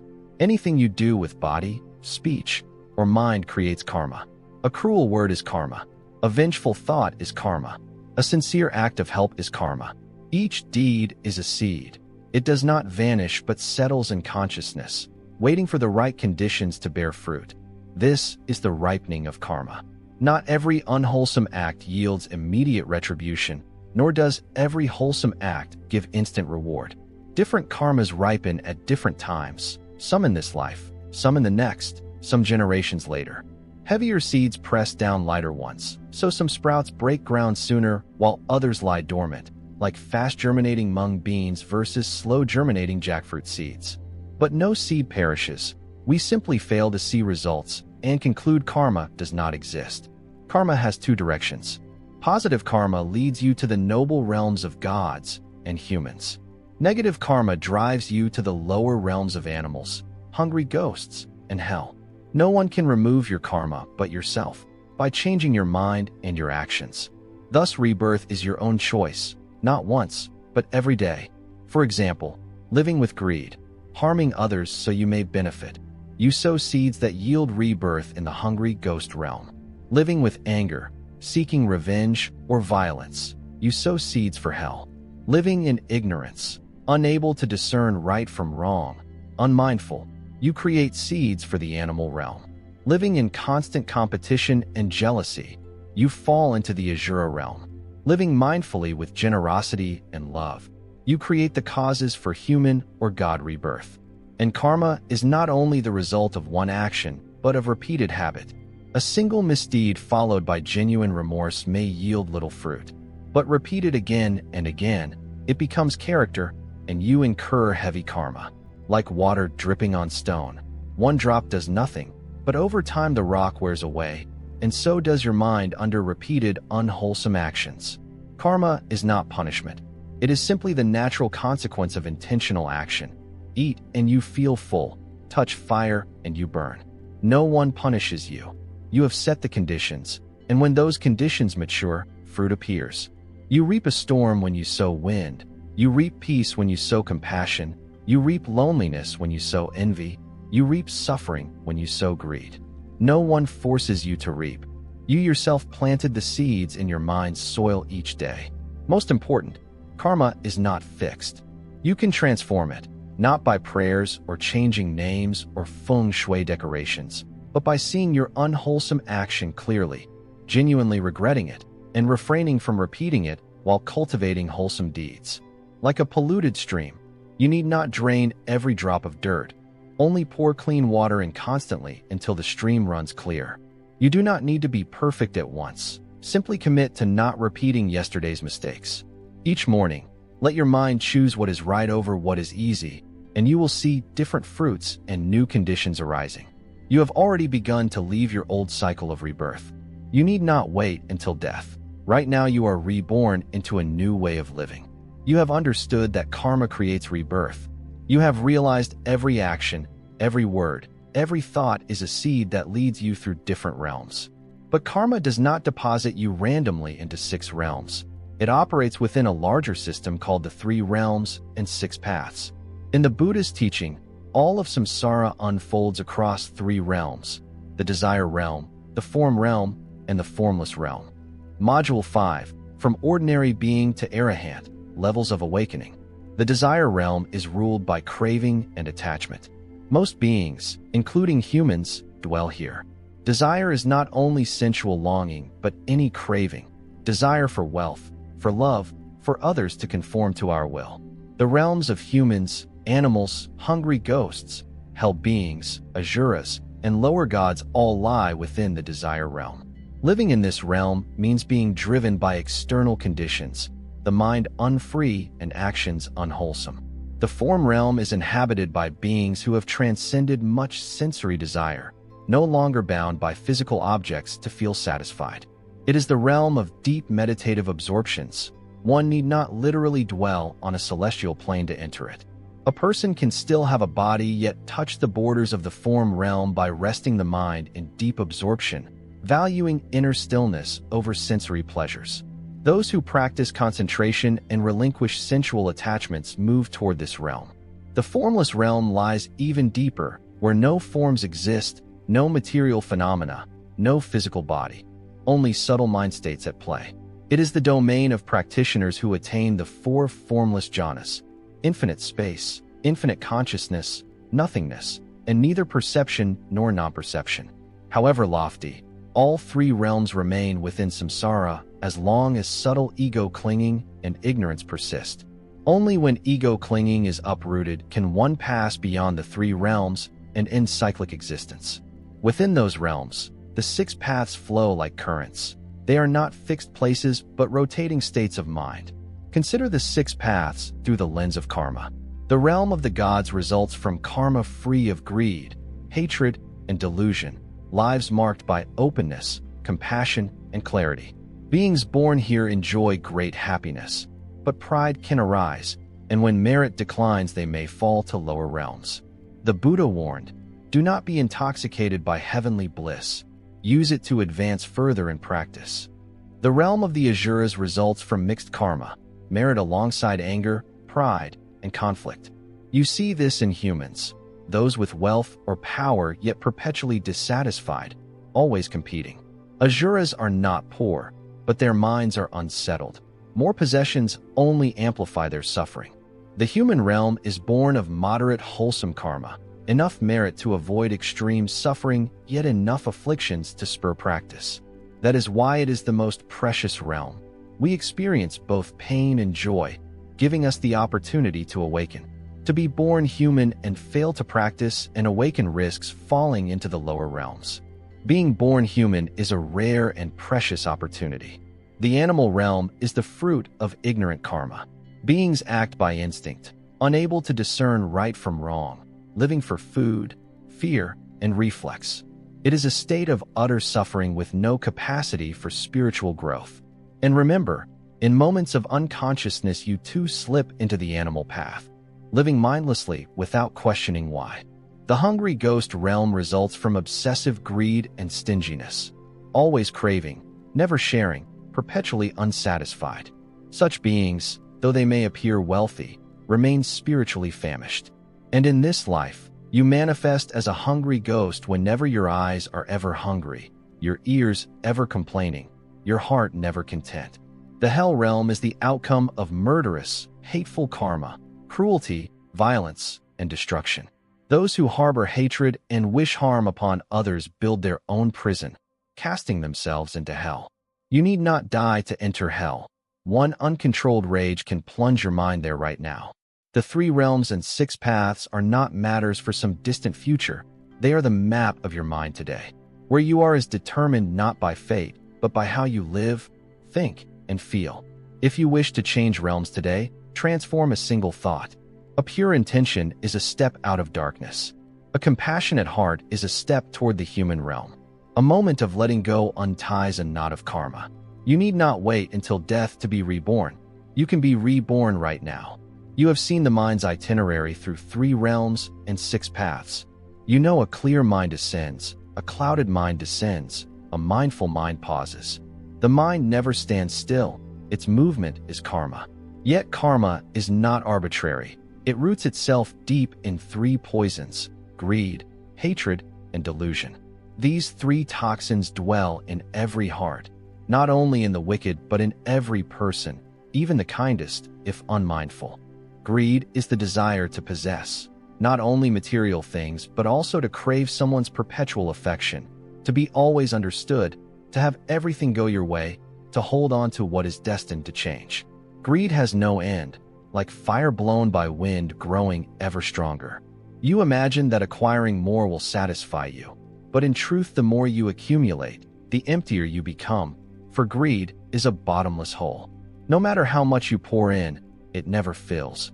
Only when you stop does its mouth close. Hatred is the reactive urge when greed is wounded. You become angry when denied, resentful when deprived, destructive when hopes fail. Hatred is a burning anger in the heart that scorches you before it harms anyone else. A person driven by hatred carries heat wherever they go. Regardless of the cool air outside, their heart still blazes. Even when the offender is gone, their mind remains unforgiving. This is hell, not a distant realm, but a mental state that torments itself. Delusion is the unawareness of your own greed and hatred, the inability to discern right from wrong, good from evil, ignorant of what drives the mind. Delusion is not blameworthy in itself, but extremely dangerous because it makes you believe falsehoods are true. In delusion, you may commit evil yet think you are doing good. You may wound others while believing you speak honesty. You live in ignorance while mistaking it for clarity. Thus, delusion is the root of suffering. These 3 poisons combine to generate all types of karma. They operate at depth, and when joined with circumstances, habits, emotions, and intelligence, they produce 4 major categories of karma. 1. Heavy karma. Heavy karma is deep, potent, and difficult to transform. For example, repeatedly taking life, blaspheming the 3 jewels, harming virtuous practitioners, or committing continuous wrongdoing without remorse. Heavy karma is like a massive boulder dropped into water. It sinks instantly, unstoppable. A person bearing heavy karma will be reborn into a realm of suffering, no amount of good deeds able to counterbalance it, like placing a rock in a glass of water, causing it to overflow. Therefore, heavy karma must be remedied immediately upon recognition, not postponed, not awaiting the right time. 2. Near-death karma. Near-death karma activates at the moment of death. Someone who has accumulated immense virtue may, in their final moments, erupt with anger or despair, causing their last-moment karma to propel them into an unfavorable rebirth. Conversely, one who has lived poorly but with sincere repentance at the end may be reborn in a fortunate realm. Near-death karma is like boarding the final train of life. What matters is which train you take at the last moment, not where you have traveled before. Thus, guarding a peaceful mind at death's approach is of paramount importance. 3. Habitual karma. Habitual karma arises from long-standing patterns of repeated behavior. You may not be frequently enraged, but when anger strikes, your reaction is fierce. You may not be wildly greedy, but you never feel content. Such patterns, repeated over time, solidify into character and propel your future rebirth. One prone to irritability is likely to follow the Asura path. One given to laziness may fall into the animal path. One who doubts and rejects cause and effect may be born into ignorance. To transform habitual karma, practice daily, not by grand gestures, but by consistently replacing old patterns with wholesome ones, gradually wearing down the old tendencies. 4. Overall karma. Overall karma is the sum of your actions over this lifetime and countless past lives. It does not bear immediate fruit, but accumulates quietly, like an underground stream shaping the earth. When conditions break through, the current bursts forth. Accumulated karma is powerful, but it can be counteracted by generating even stronger streams of wholesome deeds. These 4 karmas operate simultaneously, inseparable in effect. You may not know which will ripen first, but you can plant new seeds of radiant virtue to alter the flow. It matters not who you were before. What matters is choosing a virtuous intention, a kind act, a skillful thought today. You begin rewriting your own path of rebirth. You see that samsara is not a threat, but the living truth. Karma is not a sentence, but a natural consequence. The 3 poisons are not monstrous entities, but states you encounter every day. You have dwelled in this cycle too long, life after life, one form of suffering after another. Not because anyone punishes you, not because of fate, but because no one ever taught you how to step out. The Buddha did not offer consolation. He gave you a clear path you can practice to end suffering and escape samsara. This path is simple in form, yet the firmest foundation for transforming all karma. The 3 trainings, morality, concentration, wisdom. Morality, sila, is the first safeguard, like a fence that keeps you from falling into a ravine. Morality is not prohibition, but voluntary protection of body, speech, and mind. No killing, stealing, sexual misconduct, lying, or intoxicants. You keep moral commitments not to please some deity, but to protect your own mind. Each breach hands your mind over to karmic forces. No one may see, but your mind knows. No one may judge, but karma records it. A person without moral restraint is like one walking barefoot through thorny bushes. They will bleed sooner or later. Morality is the shoe for your mind, not to outshine others, but to keep from harming yourself. Concentration, samadhi, is the second power. Once your mind is safeguarded by morality, it can calm, no longer tossed by regret or guilt. With concentration, the mind finds grounding. You can sit quietly and breathe without being drawn away by emotion. You can observe an event without reacting instantly. Concentration is not merely closing one's eyes for long periods, but the mind's ability to remain with itself. In concentration, you recognize, this is greed, this is hatred, this is delusion, not me. And you need not chase the impulse. In that recognition, the mind naturally halts. No forcing required, only clarity. The mind is like water. When still, it mirrors the sky. You need not paint the sky, only let the water settle. Wisdom, panna, is the final light. Wisdom does not come from books or credentials, but from right seeing. You see impermanence and cease attachment. See non-self and cease clinging. See dependent origination and cease blame. See karma and cease disdain for those who suffer. See samsara and cease complacency. Wisdom dispels illusions. No striving, no craving, simply abiding in truth, for truth liberates. Morality guards body, speech, and mind. Concentration quiets the mind. Wisdom illuminates reality. These 3 pillars lift you out of samsara. No one else can save you. only your own return to yourself. And here is the wonderful truth. Each time you uphold morality in a difficult moment, you cut a strand of harmful karma. Each time you hold your mind steady instead of reacting, you transform a habitual pattern. Each time you see an emotion clearly without chasing it, you pierce the deepest veil of ignorance. You need not do much. Only be right in the instant you are prone to err, and everything changes. A student once asked a meditation master, "I want to end samsara, but feel so flawed. How can I possibly practice?" The master simply smiled and said, "Do not think you must scale the mountain. Each day take one step toward the light. Slow though it may be, never retreat. Weak though you are, never let go. Then you will arrive." You need not become a Buddha today. Just pause in anger, look deeply at greed, sharpen delusion with clarity, and in that moment, hold to morality. You are already different. You have begun to step out of the loop of suffering, no longer following old patterns, but living from a renewed mind. You have turned the wheel, not the wheel of samsara, but the wheel of awareness. From blindness, not knowing where you're headed, to charting the map of life, no longer asking, "Where will I go?" but seeing, "By what am I traveling?" Ignorance or mindfulness, greed or sufficiency, hatred or compassion, delusion or clear insight. You need not accomplish great feats to escape samsara, only stop. Stopping is not retreat, but seeing. And seeing is the beginning of letting go, not forced, but because you understand nothing you cling to truly belongs to you. No suffering is innate. Samsara begins not with the body, but with the mind. You are reborn not at death, but the moment you entangle your mind in anything. Right now you have begun a new life, a life in anger, in worry, in craving, in illusion. And you live that way from dawn to dusk, year after year, not propelled by anyone but your unconscious mind. But the moment you clearly see this is greed, this is hatred, this is delusion, this is karma, this is the cycle, and you refuse to follow it, you have escaped.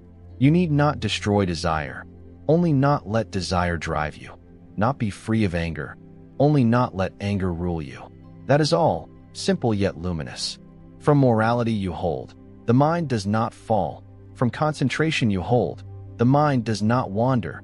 From wisdom you hold, the mind does not cling. And from there you begin to live differently. No longer tugged by karma, no longer swept by life, no longer asking, "Who am I?" To begin living as someone who no longer needs to assert who they are, simply living lightly, emptily, and sufficiently. When the mind becomes clear enough, you will start to perceive another reality, namely that awakening is not a destination but a process of shedding each layer of delusion. You do not need to aspire to become an arahant. Rather, each day as an ordinary person give up a little more. Each time you learn to stop, each time you do not react in the old way, each time you maintain a precept, each time you do not harbor anger as before, you have already ascended to a new level of awakening. No one proclaims you a saint, yet your heart has begun to become pure. Thank you for having paused to travel this difficult journey. It is not about external matters, but about very deep layers within. You have not simply heard a teaching. You have reopened the deep stream of karmic consciousness. If you continue, you will begin to see the levels of awakening. There is not only one Buddha, not only one Bodhisattva, but you too can walk this path, not to stand out, but to lighten your heart so that there is nothing left to cling to and no further rebirth is needed.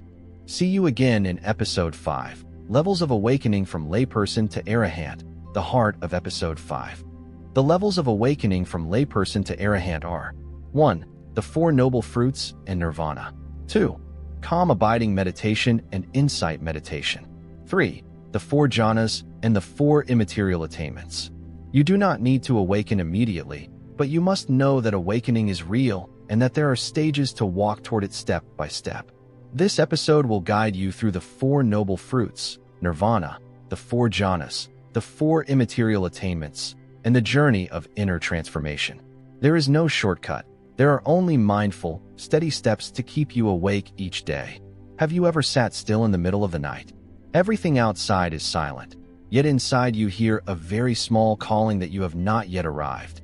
Not a specific place to flee to, but a deep feeling that you are still traveling, that you are not yet finished.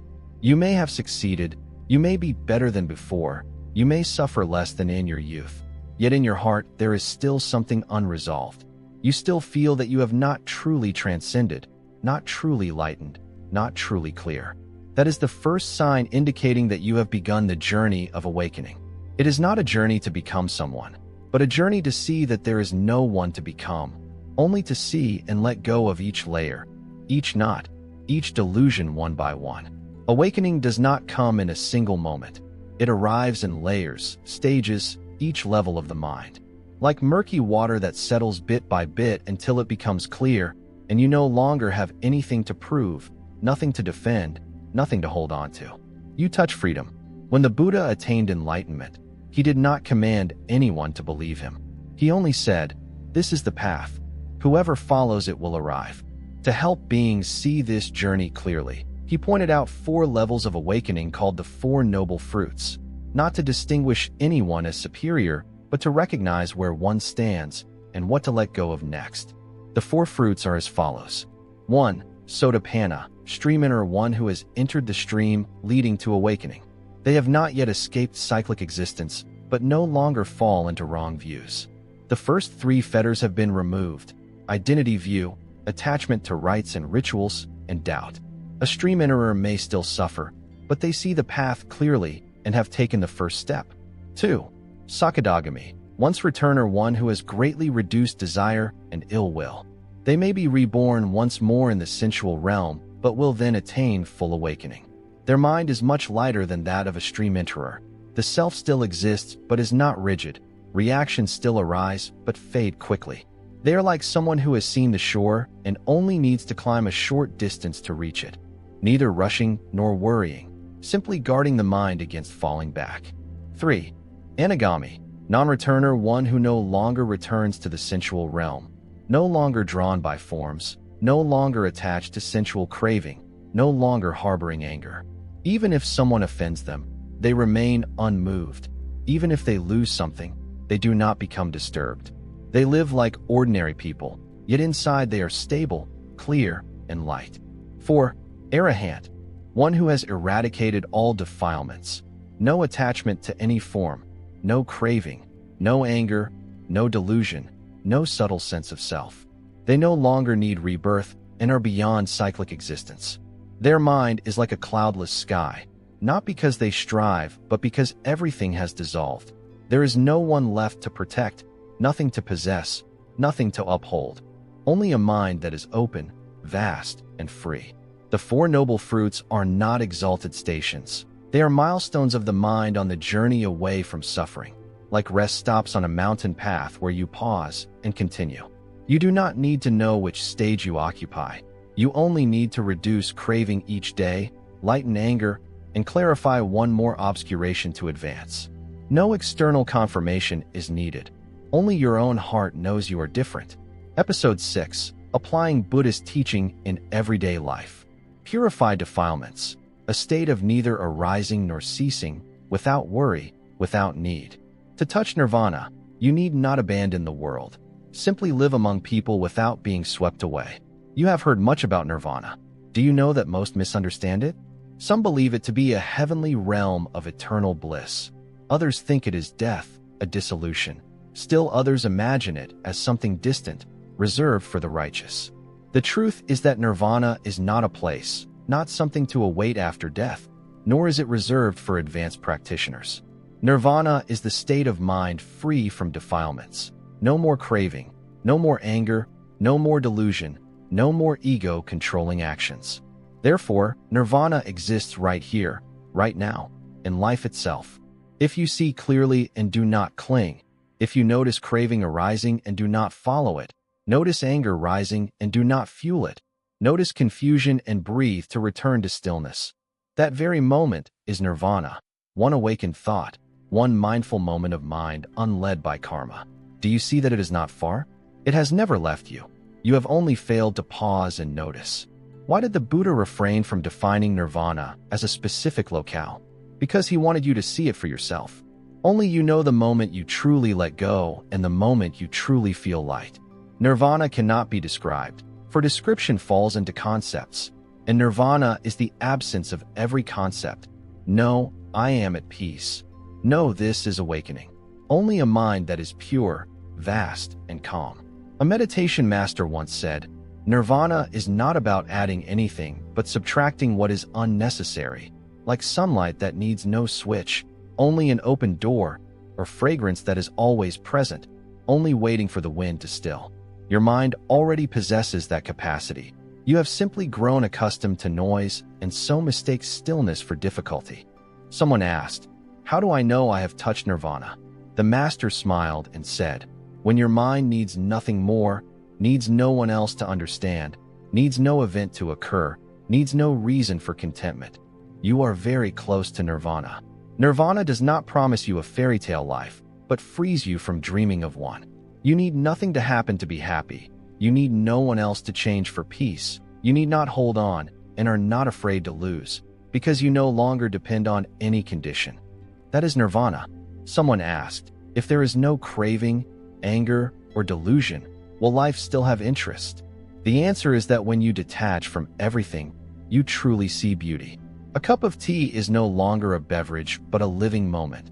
The evening light is no longer a scene, but an occasion for gratitude. A gentle word is no longer mere speech, but an opportunity for profound connection. You need nothing more, only enough. And enough is when you no longer need anything. That is the silent yet powerful strength of nirvana. No noise, no display, no call for recognition. Nirvana simply remains like the sky. You may turn away, but it has never left you. You can ask, if nirvana is a state of mind, how can we maintain it indefinitely? The answer is, you do not need to maintain it, only return to it. Return every time your mind wanders. Return every time emotion pulls you. Return every time you slip and want to react. Each return is another reentry into nirvana. Nirvana does not need to be held because it neither arises nor ceases. You do not need to attain nirvana. You only need to let go of what obscures it, not to create it, but to recognize it. No faith is required. Only try living one day without clinging, without anger, without delusion, and you will know that nirvana is present in every moment. You only need to be present with it. In the next section, you will enter a vital tool for purifying the mind and moving toward awakening: calm abiding meditation and insight meditation.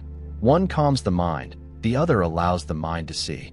When stopping and seeing combine deeply, your mind becomes stable and clear enough never again to fall into suffering. You have heard much about meditation, sitting still, breathing, observing, letting go. But have you ever asked what meditation is for? Does it help you awaken, or is it merely a way to relax? The answer lies in a crucial distinction: calm abiding, sure, and insight, go on. Calm abiding means stopping. Insight means looking deeply. Calm abiding lets the mind settle. Insight lets the mind illuminate. Calm abiding is like placing a glass of water on a table. Insight is like looking into that glass and seeing everything inside. If you only practice insight without calm, your mind will be chaotic. If you only practice calm without insight, your mind will be peaceful but blind. It is like a person holding a lantern. If the lantern does not shine, they cannot see the path. If the lantern shines but their hand trembles, the light cannot guide them. Therefore, 1. Calm abiding is a steady hand. 2. Insight is a bright lantern. 3. Only when the hand is steady and the lantern is bright can one reach the destination. So what is calm abiding? It is training the mind to rest on an object, the breath, the steps, bodily sensations, a mantra, a spiritual light, or a meditation point.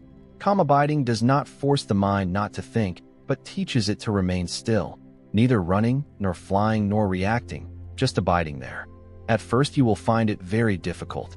The mind constantly wanders. One thought arises, then another. Do not be discouraged, for this is the untrained nature of the mind, like a wild horse accustomed to running. You do not need to beat it. Simply hold the reins gently and patiently day after day. Eventually your mind will settle lightly and rest. You will no longer need force or effort.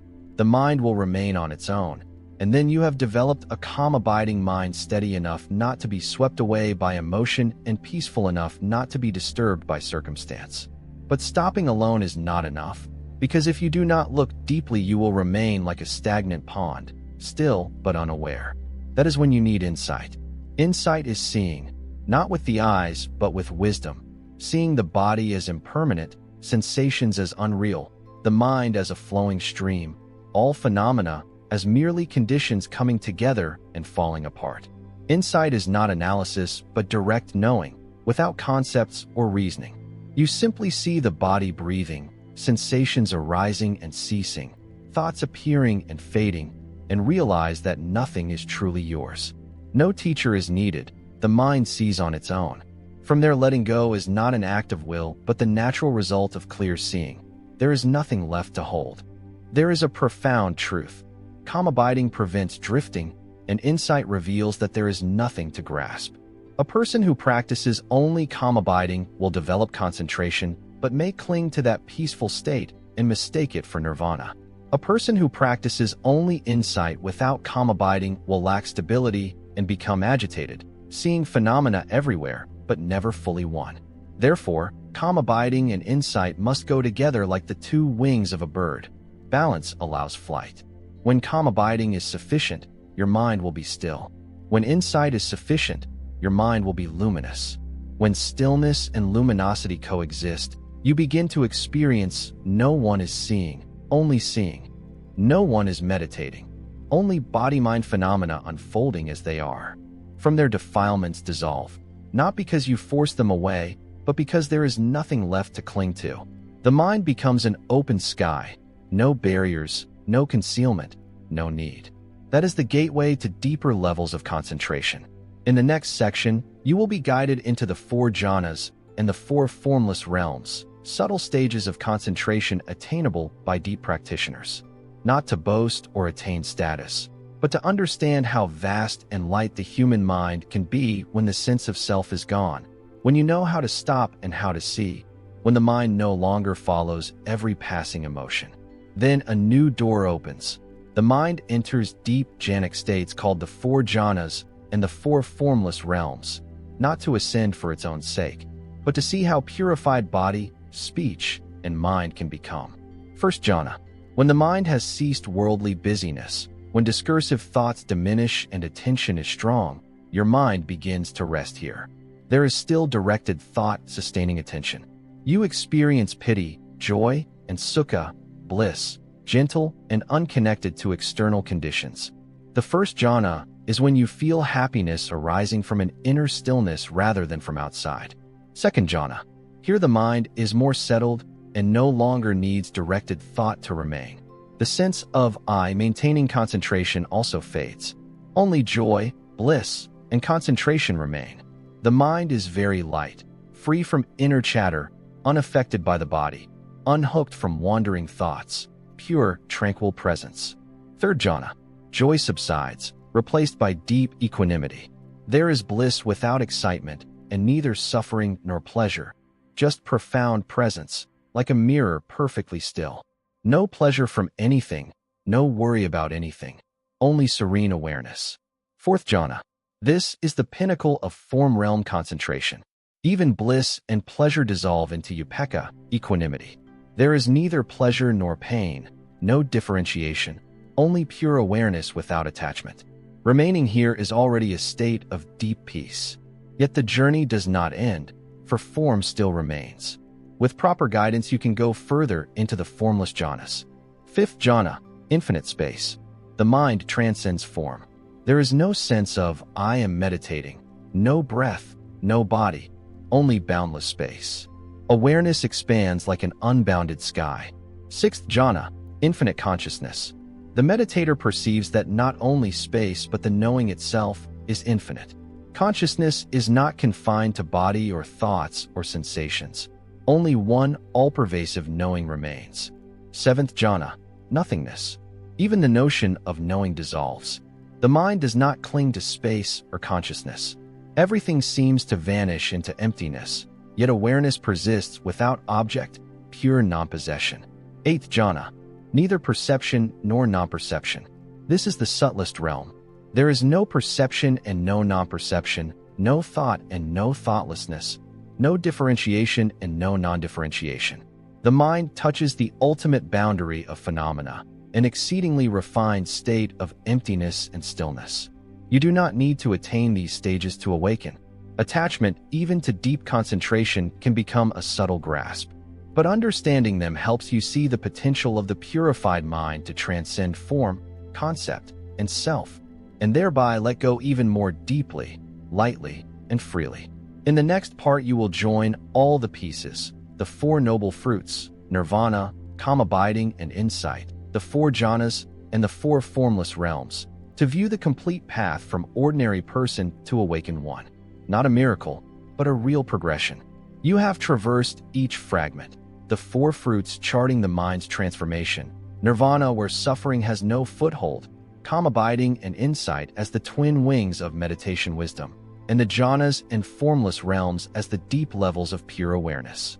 Now we will integrate them, not to learn more, but to see the full panorama, the journey of one leaving the mundane and stepping into awakening.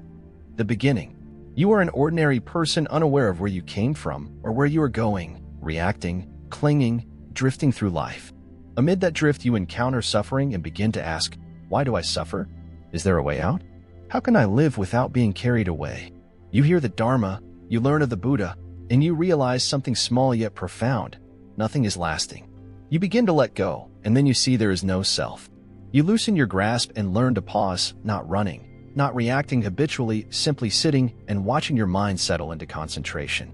You enter calm abiding, you begin to illuminate, and you practice insight, seeing body as transient, mind as emotion like clouds, thoughts as waves. Nothing is truly yours. You stop not out of fear or effort, but because there is nothing left to hold. With sufficient concentration, you feel pity and sukha bliss and ease arising from unbound mind. You enter the first jhana, then the second, third, and fourth jhanas. Each stage brings greater lightness and stability, freeing you from bodily and emotional bondage. From there you may proceed to the formless realms, where shape, name, meditator, and object vanish into boundless space, consciousness, nothingness, and the state of neither perception nor non-perception. You merge into emptiness, and from that void you see that nothing is required to exist. You enter the Four Noble Fruits. First, stream enterer, no more wrong views, no more doubt, no more clinging to rights. Next, once returner, you will be reborn only once more, but your mind is already light, then non-returner. You no longer return to the sensual realm, for desire no longer binds you. Finally, arahant, you have no one left to prove anything to, nothing left to hold, no path left to follow, because you have arrived. Yet, arrival is not a new status but the complete release of all old attachments, nothing added, only the absence of self. People often ask, what is awakening? The answer is, no one asks that question anymore, not because they don't care, but because the mind no longer frames itself in that question. One simply lives fully awake, sufficiently empty, utterly free. The story of awakening is not reserved for monastics. It is the very real process anyone undergoes when they live deeply with themselves. You might be a layperson, a parent, an office worker. But if each day you cultivate less greed, less anger, less delusion, you awaken a little more. Each time you pause before a habitual reaction, you refrain from being reborn in old karma, you awaken a bit. The Buddha never urged blind faith. He taught, light your own lamp, follow the truth, not me. That truth does not lie in scriptures or teachers, but in how you live each day, living so that you no longer react as before, living so that when suffering arises you recognize it as karma, not fate, and you let go. Not by fleeing or fighting, but by releasing and understanding. You need not become a Buddha. You only need to stop repeating old delusions. You need not abandon the world, only refuse to be swept away by it as before. You need not fly away, only let each step fall more lightly than the last. In the next chapter, I will help you review the entire path of awakening and open the door to the following episode, applying the Dharma in daily life. Awakening is not only found on mountain hermitages, but in keeping the mind still amid life's bustle. You have journeyed from an ordinary person whose mind was full of clinging, reactions, suffering, to gradually unfolding levels of wakefulness, where the mind stands firm without grasping, needs no recognition, performs no great feats, only lies without falling into suffering. You see yourself as a stream enterer when you first truly understand and no longer doubt the path. You sometimes still face rebirth within anger, but you have learned to pause like a once returner. At times, confronted with extreme difficulty, you remain silent. No anger, no cling, passing through without a trace. In that moment, you touch the light of the non-returner, and someday you will no longer long for anything. No need for greater knowledge or recognition, only living with a heart as clear as mountain springs. When you have let go of the very last sense of self, you touch arhatship, not to be superior, but to be no longer inferior. Awakening is not some lofty phenomenon. It is a very real, very bare returning to yourself. No more masks, no more fear of being seen, no more secrets. Only a pure heart and a life that is enough.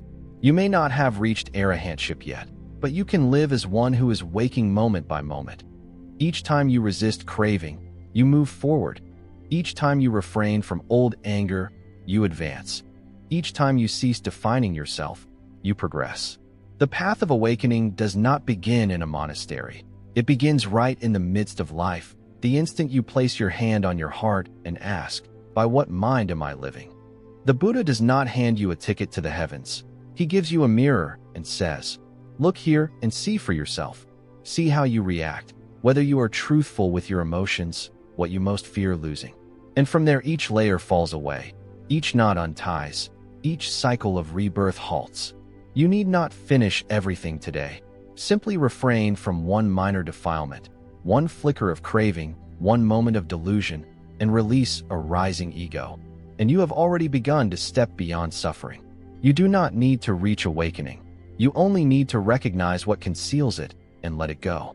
You might be cooking, driving, holding your child, working, but if your mind is no longer bound, you are practicing, not to prepare for tomorrow, but to live fully awake in each moment.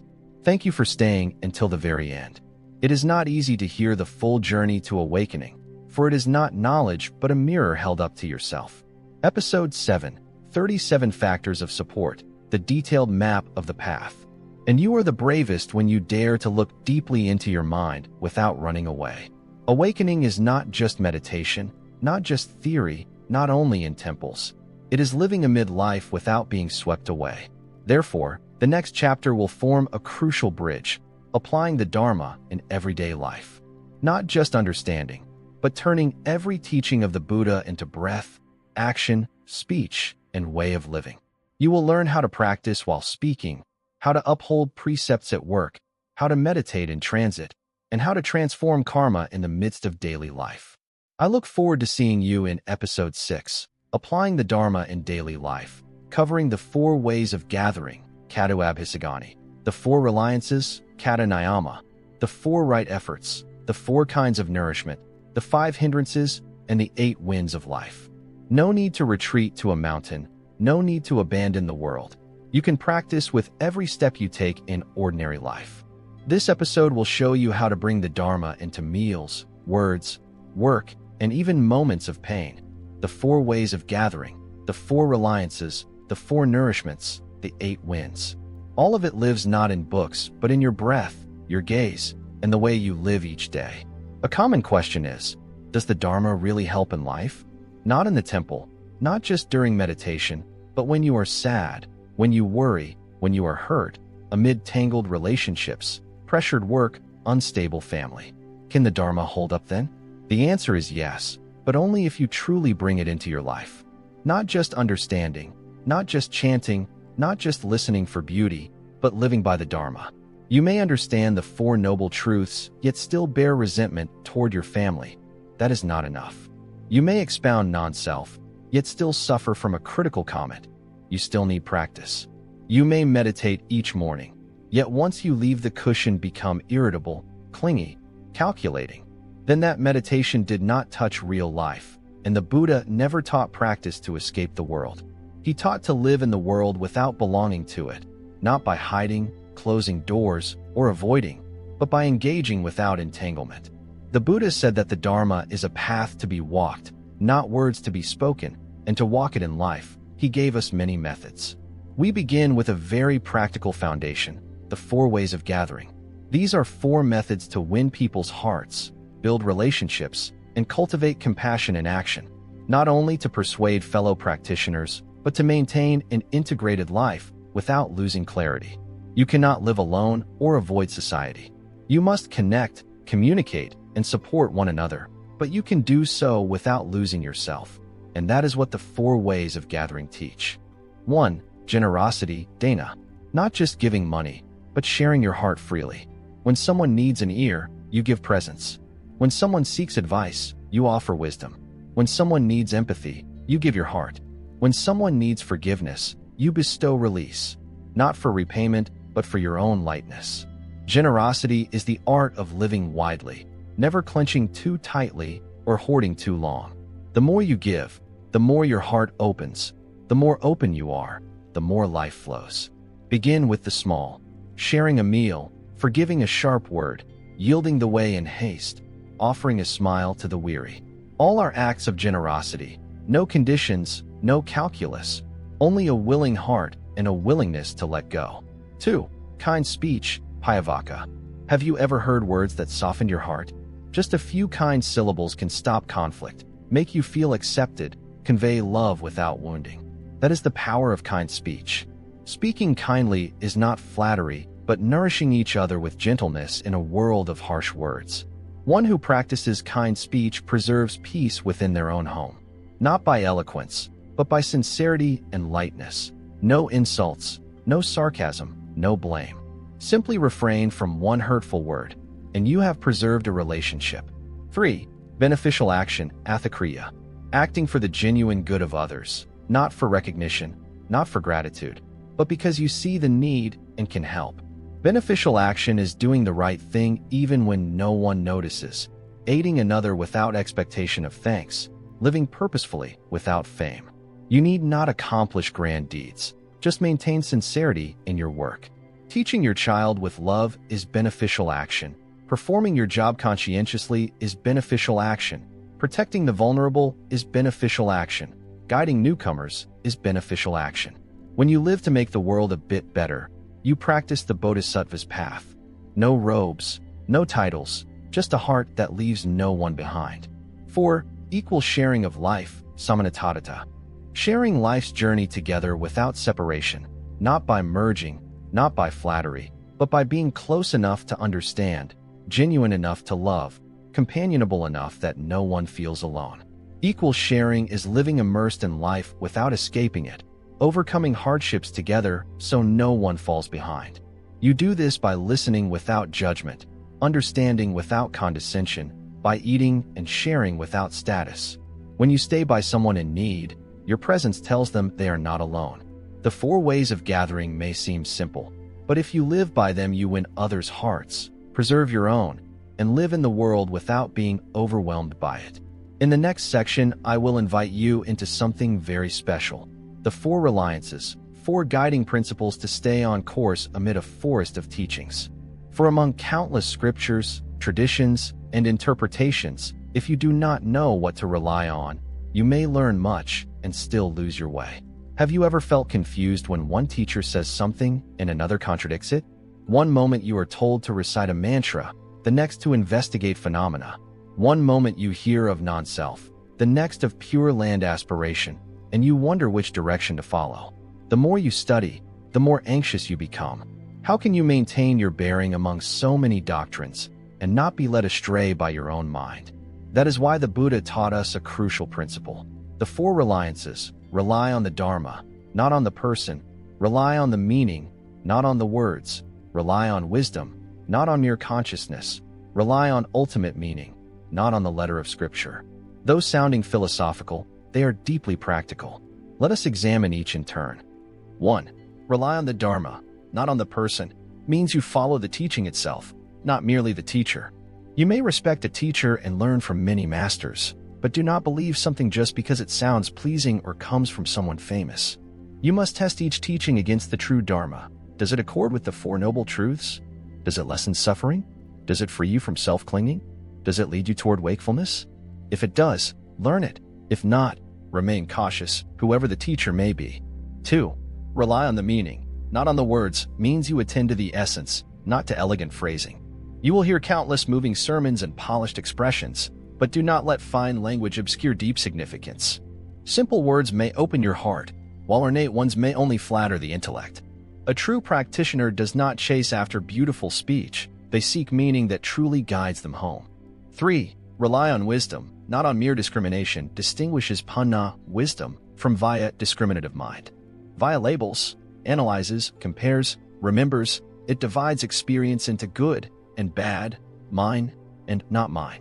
Wisdom simply sees clearly, uncolored by emotion. You may know much and understand widely, but if your mind still debates, clings, or competes, you rely on discrimination, not wisdom. One who cultivates wisdom sees without attachment, knows without pride, understands with humility, because they recognize that the greatest knowing is knowing how little they know. 4. Rely on ultimate meaning, not on literal words, highlights the difference between Nyartha, leading meaning, and Nyartha, gradual provisional teachings, versus Nyartha, deep liberating instruction. Some teachings are expedient, tailored to a disciple's capacity or situation. They guide step by step. Others cut directly to liberation. If you mistake a provisional teaching for an absolute one, you will cling to its form and become bound. Always ask, for whom, under what circumstances, to what end was this teaching given? If it uproots self-clinging and ends suffering, it is definitive. If it creates further attachment or confusion, it is provisional and you must move beyond it. These 4 reliances form your compass amid a multitude of doctrines. They keep you from being swept away by guru worship, dazzled by rhetoric, lost in conceptual chatter, or bound to outdated scripture, leaving only the Dharma and your return to truth. Next, we turn to the 4 right efforts, the balanced energies that sustain your practice without forcing or neglecting, ensuring steady progress without burnout or drift. Have you ever tried ardently to practice, rising early, meditating long, keeping your mind perfectly pure, suppressing anger, memorizing every teaching, only to collapse in exhaustion after a few days and conclude you lack talent? The fault is not in effort itself, but in misdirected effort. Just as watering a plant too little or too much can kill it, practice too lax or too intense can fail.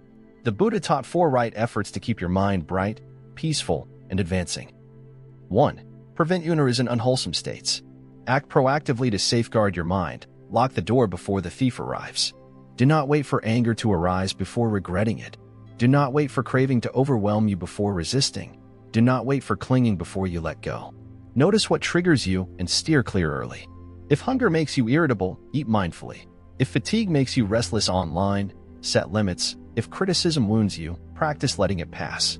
This is preventing unwholesome states from ever arising, protecting the mind like sheltering a flame from the wind. 2. Abandon arisen unwholesome states. Even with vigilance, defilements will surface. Anger, greed, delusion, clinging. When they do, do not react or merely ignore them. See them clearly and refuse to follow them. For example, if you feel anger rising, pause, breathe, sense the anger in your body, say nothing, react to nothing, and in time the anger dissipates. Not because you force it away, but because you give it no fuel, like a fire that goes out when you refuse to add wood or blow on the flames. 3. Develop unease in wholesome states. Consciously cultivate positive qualities even when they are weak and unfamiliar. If you lack listening, listen more. If you lack patience, practice mindful breathing during waits. If you lack forgiveness, begin forgiving small slights. Do not wait for your heart to be perfectly good to practice. Practice makes the heart good. Sow seeds of kindness daily, compassion, gratitude, empathy, letting go of your ego. A little each day. 4. Maintain and deepen arisen wholesome states. Once wholesome qualities arise, nurture them. If you have compassion, let it grow. If you appreciate simplicity, hold it firmly. If you understand impermanence, live more lightly. Practitioners must not only generate virtue but protect it from decay, so it is not worn away by old habits, eroded by busyness, or shattered by small hurts. How do you know you are progressing? No miracles or external validation needed. Compare your heart today with yesterday's. Are you more able to let go, less reactive, lighter, more mindful? If so, you are advancing. And if you find yourself slipping back, do not blame yourself. Simply return to the 4 right efforts. Shore up prevention, abandon fresh defilements, rekindle wholesome seeds, and fortify existing virtues. Finally, we explore the 4 nutriments, subtle foods that sustain either suffering or awakening. You know that physical meals nourish the body, but did you realize certain foods you consume invisibly can feed defilement or awakening? The Buddha identified 4 kinds of nourishment. 1. Edible food, Kabbalikahara material sustenance, grains, vegetables, medicine. It is obvious yet often neglected how what and how we eat affects the mind. Overeating clouds the mind. Stimulants fuel anger. Eating mindlessly fosters clinging. Edible food is not only what you consume but with what mind you consume it. Eat in haste with anxiety, and the mind remains restless. Eat in anger, and every cell is fed resentment. Eat in gratitude, and each grain becomes wholesome energy. The Buddha taught mindful, moderate consumption, neither excess nor deficiency, eating to sustain the body's journey, not to indulge cravings. 2. Sense contact nourishment, fast sahara food for the senses. You need not eat rice to feel full. Praise warms the heart, criticism wounds it. Sense contact includes everything you encounter through eye, ear, nose, body, and mind: music, movies, social media comments, a cold glance, a harsh word, endless scrolling. Excessive exposure to negativity burdens your heart. People who complain constantly sap your joy. Violent images train your mind toward aggression. You do not need anyone to teach hate. Repeatedly consuming hateful content makes you hate. Likewise, consuming kindness and beauty fosters compassion. So what should you do? It's not about avoiding everyone, but about choosing what to engage with and what to keep at arm's length. A peaceful environment is nourishment. A quiet friend is nourishment. A good book is nourishment. Sitting in stillness with nature is nourishment. And if you must encounter something negative, digest it mindfully. Don't let it linger in your mind too long. 3. Mental impression nourishment. This is the food of thoughts, desires, and intentions. You don't need to look, listen, or eat. Just thinking is already feeding something within you. When you think anger, you nourish anger. When you think craving, you nourish craving. When you think competition, you nourish ego. When you think worry, you nourish fear. You don't need to act, mere thoughts are nourishment. Some people eat very modestly, yet their minds are full of negativity every day, and so they remain heavy, tired, and unsettled. Mental impression nourishment is like the kitchen in your head cooking something daily: what you think upon waking, when criticized, when you fail, when no one understands you. If your menu is doubt, resentment, blame, you are feeding poisonous fare. Although invisible to others, your mind will carry that flavor all day. Therefore, choose your mental menu each day: a thought of gratitude, a thought of letting go, a thought trusting in cause and effect, a thought of compassion, a thought of apology, a thought of fresh beginnings. Each such thought nourishes your inner world. No preaching required, only consistent, sincere right thinking. 4. Self-identity nourishment. This is the food of your ongoing existence, the deepest level. You are reborn every moment, not waiting for death. Whenever your mind clings to something, you continue existing within that current. When you believe I am unlucky, you live as an unlucky person. When you say the world is hateful, everything you perceive takes on that hue. This nourishment sustains the ego. Some live by I need recognition and feed that need daily, always craving praise, attention, validation. Some live by I am a victim and remain trapped in that role. Others need only silence and nothing more, requiring no role at all, because they have changed their fundamental food. If you want clarity of mind, ask yourself which identity you are feeding. I need someone else to feel complete. I'm not worthy. I must strive because I'm flawed. I must win. I must sacrifice to be loved. Or, I'm learning to live more deeply. I accept my imperfections. I don't need anyone else to understand me, only myself. I live without proving anything. Change your fundamental nourishment, and your whole life changes. Episode 8, Mahayana and Vajrayana, the deep levels of the Dharma. Transformation does not require changing external circumstances, only transforming the ego that persists through each moment. The 4 nourishments are not just for understanding, but for seeing how you digest experience through body and mind. Edible food for the body, sensory food for feelings, mental impression food for thought, and identity food for the ego. Practice is knowing what to consume, how to choose, when to stop, and how to digest, neither overeaten nor undernourished, not feeding ignorance or fueling defilements. Next, we will examine one of the greatest obstacles to applying the Dharma in life: the 5 hindrances and the 8 winds of worldly existence. Even strong practice can be swayed, not because you're wrong, but because powerful currents carry you away from wakefulness. You still feel pulled, sometimes by criticism, sometimes by opportunity, sometimes by personal hurt, sometimes by unexpected acclaim. You ask yourself, did I err somewhere? Why is my mind unsettled? You're not at fault. Hidden currents are tugging at you, subtle but strong enough to yank you from presence. The Buddha calls these the 5 hindrances, screens of obscuration over wisdom, and the 8 winds, whirlwinds that push your mind off the middle way. If you don't recognize them, You may abandon practice while practicing and fall away from the Dharma even as you believe you uphold precepts. The 5 hindrances. These are 5 mental states that obscure clarity. They're not evil, but if unnoticed, they become barriers on your path.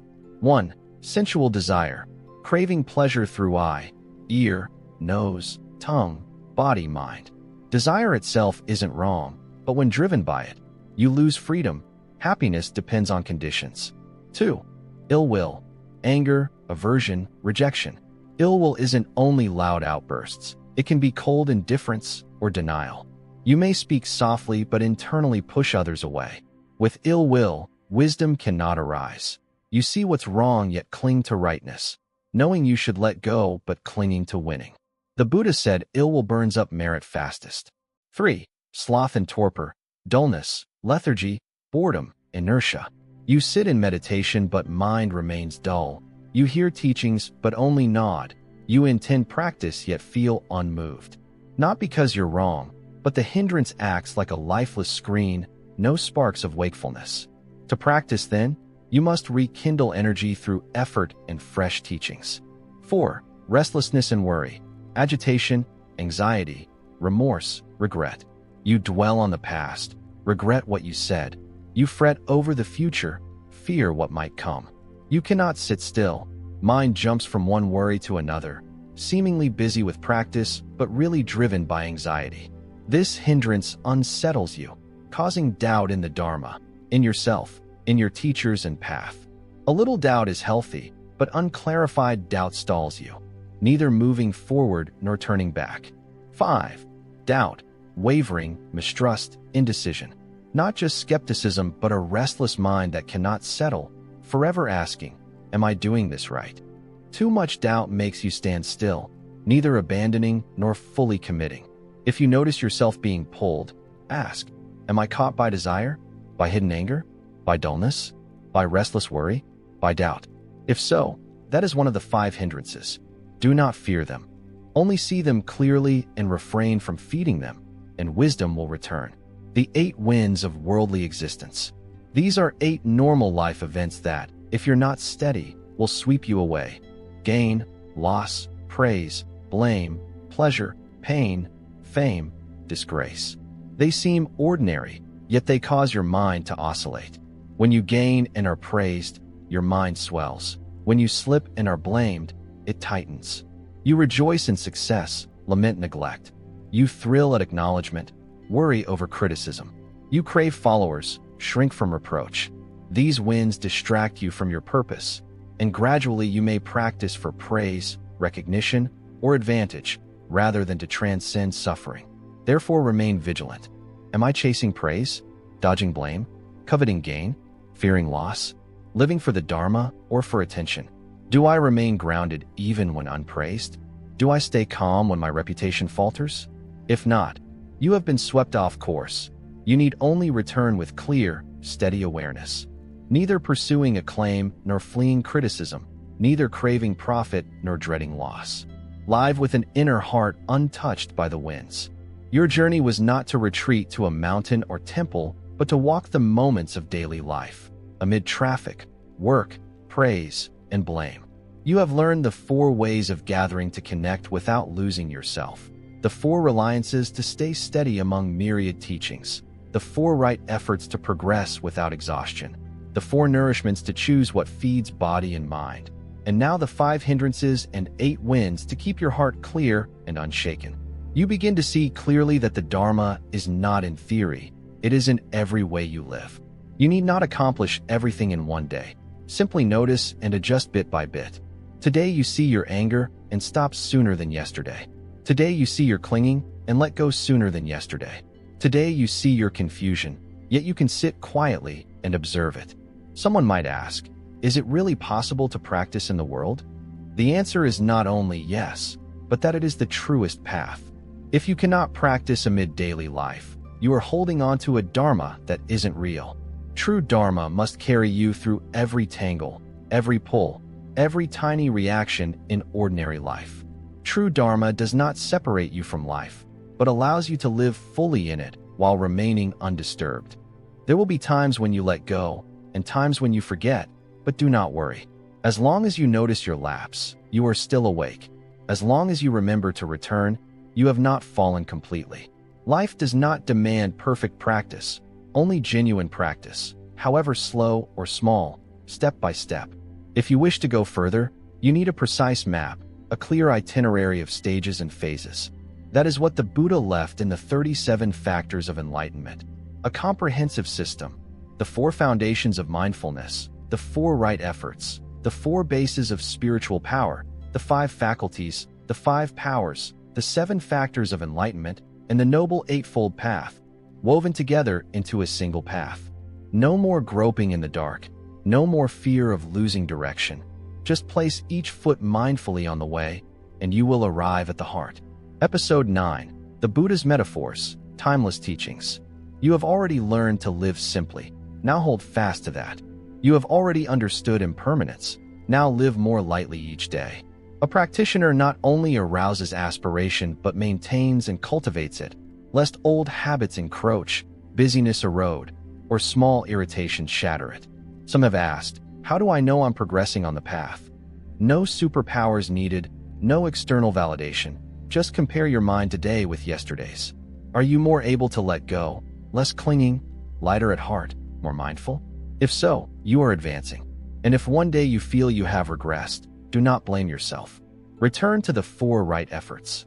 Notice today's lapse in prevention and tomorrow prevent sooner. Note today's reaction and tomorrow pause earlier. Recognize today's forgetfulness of wholesome seeds and tomorrow sow anew. The 4 right efforts do not demand perfection. They only require steady, genuine direction. Not faster than anyone else, not best of all, only sincere, persistent, and mindful of each thought. In the next section, we will explore a teaching both intimate and profound, the 4 types of nourishment. It is not only rice that burdens us. Invisible foods feed defilements daily without our awareness. What do you consume each day? A bowl of rice, a glass of water, a delicious meal, but that is only what you see. There are other things you eat unknowingly, and they either nourish defilement or nourish wakefulness, depending on what you consume. The Buddha calls these the 4 nourishments, katudahara. Though sounding abstract, they are deeply rooted in daily life. 1. Edible food, dahara. Material sustenance, rice porridge, vegetables, medicine, what you ingest through mouth or body. It is most obvious yet easiest to forget. You forget that every morsel affects the mind. Overeating weighs down the body and clouds the mind.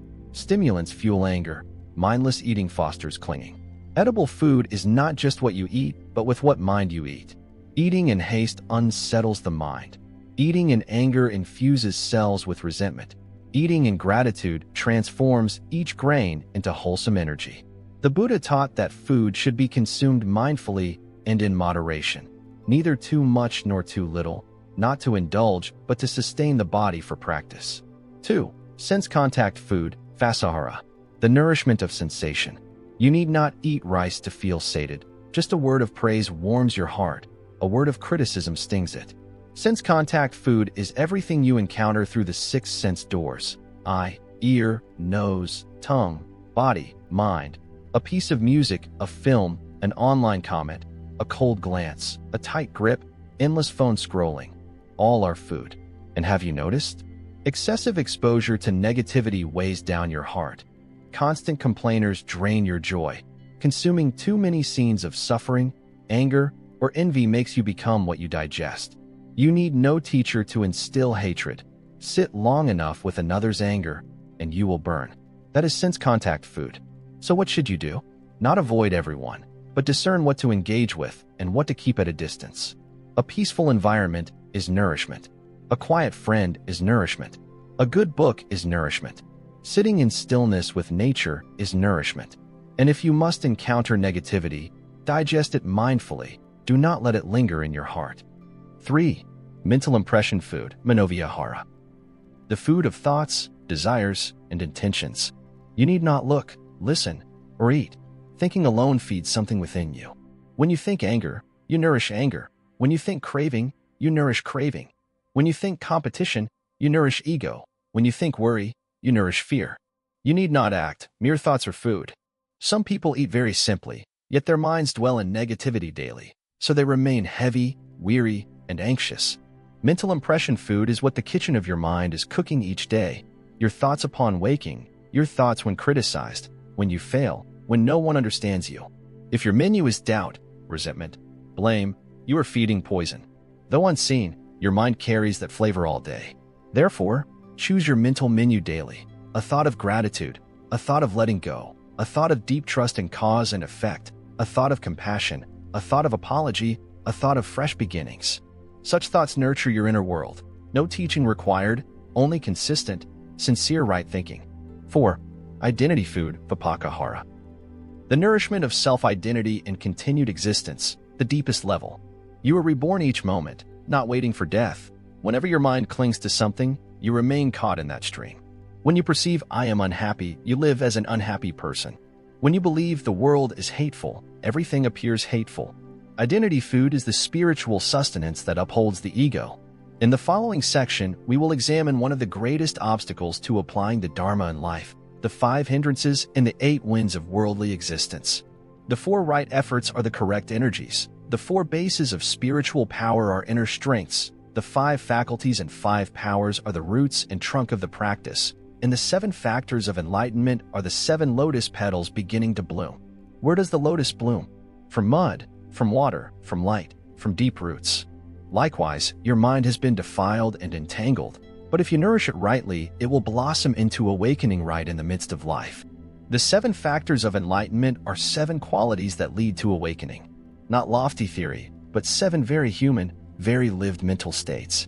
The Buddha did not teach awakening as a fixed goal. He showed that when these 7 factors are present, awakening reveals itself. 1. Mindfulness, Sati-sambhadana, right remembrance and clear awareness, the first light that illuminates the path. Without mindfulness, you do not know what you think and fail to notice defilements at their inception. Mindfulness is the gatekeeper of the mind, breath awareness, body awareness, the watcher of mental wanderings. With mindfulness present, you no longer live in a dream or follow impulses unknowingly. Every path to awakening begins with a mindful moment. 2. Investigation of phenomena, Dhammavicaya Sambhadana, discerning wisdom. You no longer accept teachings blindly or follow habit. You examine and choose wisely. This factor is the ability to recognize wholesome and unwholesome qualities, what to cultivate and what to abandon. Not by sentiment or habit, but by clear seeing and deliberate choice. 3. Energy, Viriya Sambhadana, right effort that moves you forward without laziness or exhaustion. When you see the truth, you strive naturally, no external push needed. You sit firmly, breathe evenly, know when to pause and when to continue. Energy is not coercion, but the natural joy of right practice. 4. Joy, Piti Sambhadana, the heart smile. No applause needed, no external cause, just a quiet delight when anger subsides, when clinging loosens, when you witness your own progress. Joy is the lotus beginning to open, warmth arising from within. 5. Tranquility, Passaddhi Sambhadana, lightness of mind and relaxation of body. No tension, no strain, no heaviness from worry or calculation. Tranquility is the calm surface after a breeze, the rest that follows steady practice. Your mind need not be elated, lightness suffices. 6. Concentration, Samadhi Sambhadana, stabilized mind that no longer wavers. Sitting is sitting, breathing is breathing, unshaken by sights, sounds, or thoughts. Concentration is the power that lifts you from suffering, not to escape life, but to provide the mind a firm dwelling so it does not drift. 7. Equanimity, Upekkha Sambhadana, balanced heart, free of partiality, free of attachment and aversion. Equanimity is acceptance of all phenomena as they are, not emptiness or indifference, but poised, open, and steady. When equanimity arises, your mind is like the sky. Clouds come and go, feelings rise and fall, yet the sky remains clear. You still live, still love, still feel pain, but you are not submerged. You simply observe with an undisturbed heart. The 7 factors of enlightenment are the signs of a mind blossoming. No proclamation is needed, just a mindful moment, a clear insight, a forward step, a joyful heart, a light body, a steady mind, and an even-heartedness. These are enough to know that suffering is loosening its grip. If you wish to integrate all of this, you need a unified map, a systematic path from the chaotic beginning to the peaceful end. That is what the Buddha taught in the Noble Eightfold Path. 8 interwoven factors, neither too many nor too few, guiding you securely from suffering to its cessation. Those 8 factors are 1. Right view. 2. Right intention. 3. Right speech. 4. Right action. 5. Right livelihood. 6. Right effort. 7. Right mindfulness. 8. Right concentration. They do not stand apart, nor follow a rigid sequence. They support and lead one another. You have now walked the detailed map of practice, not as disconnected pieces, but as a complete system guiding you from a restless mind to a peaceful one, from darkness to light, from suffering to freedom. You need not master all 37 factors at once. Simply recognize where you are and take the next step. No one is too fast or too slow. Only those who move and those who stand still. See you in the next chapter of this journey. Buddhism is more than the Four Noble Truths. There is a deeper level few know. Its core encompasses Mahayana and Vajrayana, the three bodies of the Buddha, the four wisdoms, the 10 bhumis, the practice of the Buddha's name, mantra, tantra, and the profound middle way. Its purpose is to open a vast perspective on deep paths of practice, beyond attachment to this small vehicle. The Dharma is not only suffering, its cause, and its end. Behind the Four Noble Truths lies a deeper realm where wisdom shines through the three bodies of the Buddha, the four wisdoms, the 10 bhumis, and where the path includes not only meditation but also tantra, pure conduct, and profound non-duality. This volume is the gateway to Mahayana and Vajrayana for those who do not stop at intellectual understanding but wish to live in their true nature. You have learned the Four Noble Truths, practiced the Eightfold Path, and understood nirvana as liberation. Yet one day you may ask, is that all? Are the Four Truths the whole story? Is the Eightfold Path the final road? Does awakening mean only ending suffering and dissolving into nothingness? Such questions are not born of doubt, but of the impulse to continue. As the Buddha said, the Dharma in the palm of one's hand is like a single leaf compared to the leaves in the forest. What he taught is sufficient to end suffering, but not all that can be seen, walked, and lived. Once you have traversed the foundational path, when your mind no longer wanders in coarse distractions, and when you have learned to return, you begin to sense a very subtle yet profound fragrance in the teachings. That realm is not found in words or scholarship, nor is it debatable. It is the vast, deep, and free experience itself. Buddhism is not merely a system, but a space where you not only end suffering, but also discover the true nature of yourself and of the entire universe. It is here that Mahayana and Vajrayana unfold. Mahayana, great vehicle, is not superior to or better than the small vehicle. It simply opens another dimension, broader and deeper in motivation. A Mahayanist vows not only to liberate themselves, but to awaken all beings. They do not escape the world to practice. They practice within the world to guide it. To do this, they require a different view and an ontological foundation broad enough to encompass all. That foundation begins with the three bodies of the Buddha. It may sound philosophical, but it is profoundly practical.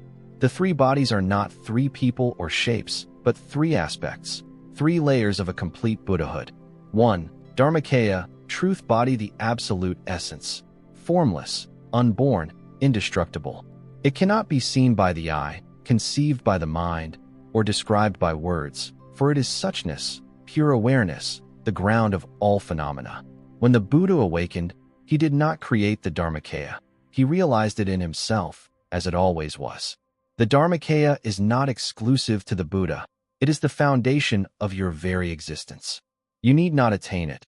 Simply remove the veils, and it will reveal itself. 2. Sabhagakya, enjoyment body, the body of realization, formed through countless eons of bodhisattva practice, an expression of perfected conduct and wisdom. This body appears only to advanced bodhisattvas, radiant with infinite auspicious signs, delivering teachings in pure realms. In Mahayana Sutras, the Buddha's Sabhagakya glows with brilliance, teaching in pure lands or sublime heavens. This body is not for worship, but to show that every act of compassion and every vow builds your own Sabhagakya. You need not imagine it. Just practice sincerely and maintain your precepts. 3. Nirmakya, emanation body, the Buddha's manifestations in the world like Shakyamuni, Amitabha, Avalokiteshvara, and Kittagarbha, appearing in human form to instruct, guide, and relieve beings of fear. Emanations need not be statues or scripture. You meet them in a friend who awakens you, a non-judgmental glance, a timely word, or a presence that brings profound peace. Emanation is not limited to physical form. It arises when your heart is open and your humility deep. The three bodies are not separate, like waves, water, and wind. You see the wave, that is the emanation. You feel the water, that is the enjoyment. You sense the formless wetness, that is the truth body. The three bodies are not for memorization, but for realization of yourself within them. When you still your mind, you experience the Dharmakaya.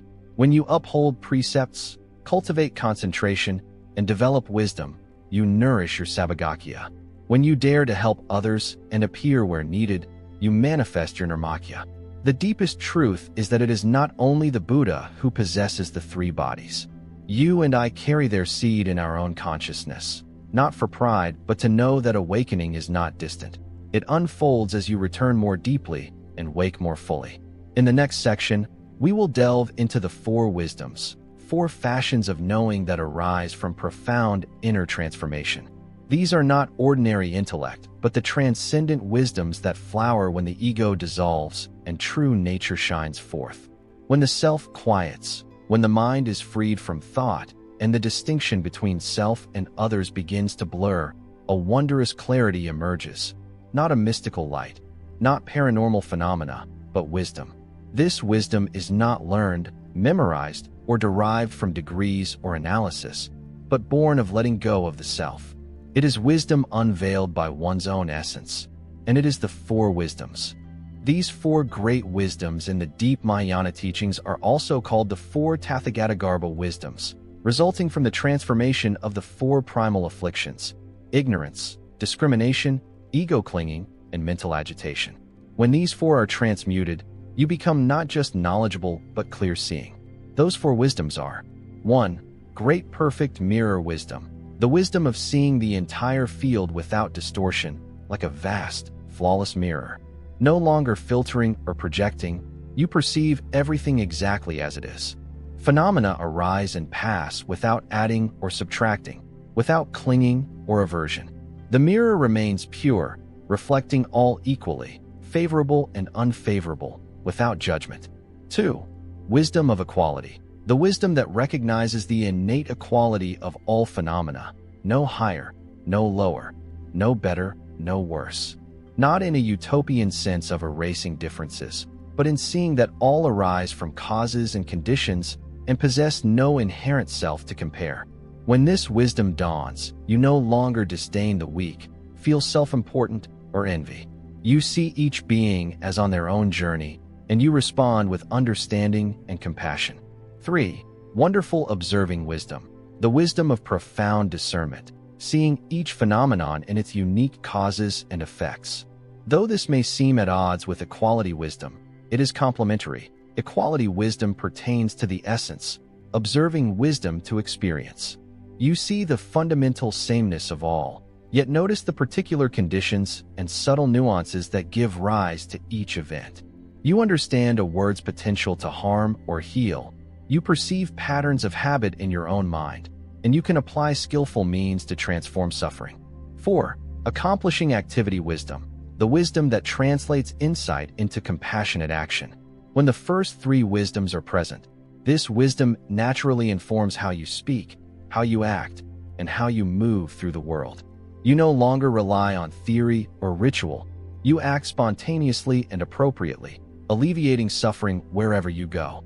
A single word can soothe anger. A single deed can open a heart. Your very presence can seed awakening, not by force of will, but because wisdom itself guides your every gesture. The four kinds of wisdom are not a destination but the fruit of a journey of clearing out the mind's rubbish, letting go of distractions, dissolving the sense of self, and seeing clearly. And then naturally, like a flower blooming, wisdom arises without needing to be summoned or performed. You simply return and live authentically. In the next section, we continue this journey through the 10 grounds, the 10 spiritual stages of the Bodhisattva path. This is a detailed map, layer by layer, of someone who not only wishes to liberate themselves, but vows to help all beings cross suffering and reach the far shore. You have heard of the bodhisattva, one who dares to vow to save all beings, plunging into the world's suffering to uphold and support every person and creature. But this path is neither sentimental nor blind, nor brief. It is a long road, step by step, stage by stage. That path is called the 10 grounds, 10 great stages of a bodhisattva's progress toward Buddhahood. Each ground is a deeper dimension, a further letting go, a brighter wisdom, a broader compassion. No rush, no forcing. Each level is the result of steadily accumulated practices of conduct, concentration, and insight. The first ground, joyous ground, is where your mind begins to break free from the ego. You no longer practice for yourself, for sentient beings, for the Dharma, or because you see suffering around you. The mind rejoices not because of gain, but because you dared to vow, dared to advance, dared to let go of your narrow self. The second ground, stainless ground, is when you begin to leave behind subtle defilements, no longer clinging to coarse faults or overt anger. Yet now you perceive the finest impurities, delicate, deep, but you do not fear them. You see them and let them go. The mind becomes ever purer, ever clearer, ever more spacious. The third ground, luminous ground, is when your mind itself begins to shine. Not an external light, but the light of insight illuminating body, mind, and world. You see clearly how phenomena operate, how karma arises and ceases, and how samsara is no longer hazy. The mind is no longer blind. Each step is a step of clear seeing. The fourth ground, radiant wisdom ground, is where wisdom blazes like a fire that burns away all illusion. You no longer need to strive to understand or find a way to transcend. Insight arises on its own, manifesting and illuminating all by itself. This seeing cannot be conveyed by words. Only those who have traveled this path know it. You begin to realize you are completely different from when you first started practicing, not from pride, but from emptiness and vastness. The fifth ground, difficult to conquer ground, is when nothing can shake you. Fame can't lure you. Wealth can't bind you. Praise doesn't elate you. Criticism doesn't sadden you. Not because you've become hardened, but because you see all as impermanent, as mere mental projections. You remain unmoved, unwavering, unswayed. The sixth ground, manifest ground, is when you perceive phenomena as they arise without any intermediary or thought. In a single moment of perception, you know its origin and its destination. This is direct seeing, without need for explanation. You begin to live with authentic vision, no longer through a veil of fog. The seventh ground, far-reaching ground, is when your mind ventures far beyond ordinary boundaries. You no longer cling to yourself as correct, nor to old doctrines. You do not grasp at self, at teachings, or at being a practitioner. You begin to travel freely, daring to let go of all and soar without wings. The eighth ground, immovable ground, is when nothing can disturb you. No inner nor outer, no object nor mind, no lawful nor unlawful. You neither fall, nor cling, nor sway. You stand like a mountain amidst thunder, like the sun shining through clouds. You need not prove anything. Your presence is steadfast enough. The ninth ground, good intelligence ground, is when your wisdom becomes a treasury. You know how to speak to each person at the right time, from the right heart. You help without creating dependence. This wisdom comes not from books or knowledge, but from direct experience, training, and boundless love. The 10th ground, cloud of Dharma ground, is when you become like a cloud of Dharma. There is no longer you. Only Dharma flowing, cooling, cleansing, and enlivening all. You do not go forth to teach, you merely manifest. Wherever you appear, that place brightens, not because you are a Buddha, but because your mind is nobody's, and in that selflessness the Dharma speaks and acts by itself. The 10 grounds are not labels to self-proclaim or flaunt, but a silent gauge known only to you and the Dharma. You need not tag yourself as a bodhisattva. Simply live each level, each step, each moment with mindfulness and compassion. When you notice yourself reacting less, clinging less, becoming lighter and clearer, you are already traversing the first grounds. Zen awakening and even non-Zen practice begin when no concept can be held. Each level is a different depth, but all lead to one place: pure awareness. Zen practice is simply stopping. Not stopping the body, but stopping the mind, halting its wandering, its chase of sensations. You choose a point, a breath, a mantra, an image, or a bodily sensation and stay with it. Not straying, not intruding, not clinging, not forcing, not thinking. Simply notice distractions and return to the anchor, seconds or minutes at a time. Gradually your mind begins to settle, not by effort, but by non-engagement. Zen contemplation is seeing, not imagining, not reasoning, but seeing phenomena just as they are. You see a sensation arise and know its source. You see a thought form and refrain from pursuing it. You notice the "I want to control" impulse and simply smile. You see impermanence not through texts, but in each passing moment. Zen contemplation is not for understanding, but for deep insight that frees you from illusion. Deep concentration is when your mind abides profoundly in an inner object. No longer pulled away, no longer wavering or discriminating. Your mind rests unmoved, calm without strain, clear without flare. Yet attachment there becomes a trap, for deep concentration is not liberation. It is merely a resting place. Zen insight is stripping away all reasoning and concepts to directly realize pure awareness. No stepping procedures, no gathering of mind. Simply turn inward now and ask, who is knowing? What is knowing? What is that knowing? In that very question, if you let go of all seeking, awareness reveals itself without mediation, without ownership, and without name. And finally, there is what they call non-Zen, when there's nothing left to hold and nothing left to cast off. You no longer practice Zen, nor need to. You live like the sun shining effortlessly, like a petal opening with no reason, beyond definition, goal, or ego. Zen becomes life breathing through awareness, self-illuminating. So does Zen begin with a breath? Yes. Does it end? No, because when your mind lives in mindfulness in every moment, every word, every deed, that is Zen, living without forgetting, acting without falling, being without attachment. In the next and final segment of this video, we will enter the most special, profound practice, Janna of supreme completeness. A method without stages or steps, requiring only a return to the inherent awareness that has always been and never lost. You have journeyed far through the Four Noble Truths, the Eightfold Path, the Three Bodies, the Four Kinds of Wisdom, the 10 Grounds, Buddha recitation, Zen stopping, Zen contemplation. Your mind has learned to return, your insight to illuminate, your conduct to release attachments. But in one fleeting moment you may ask yourself, what am I still striving for?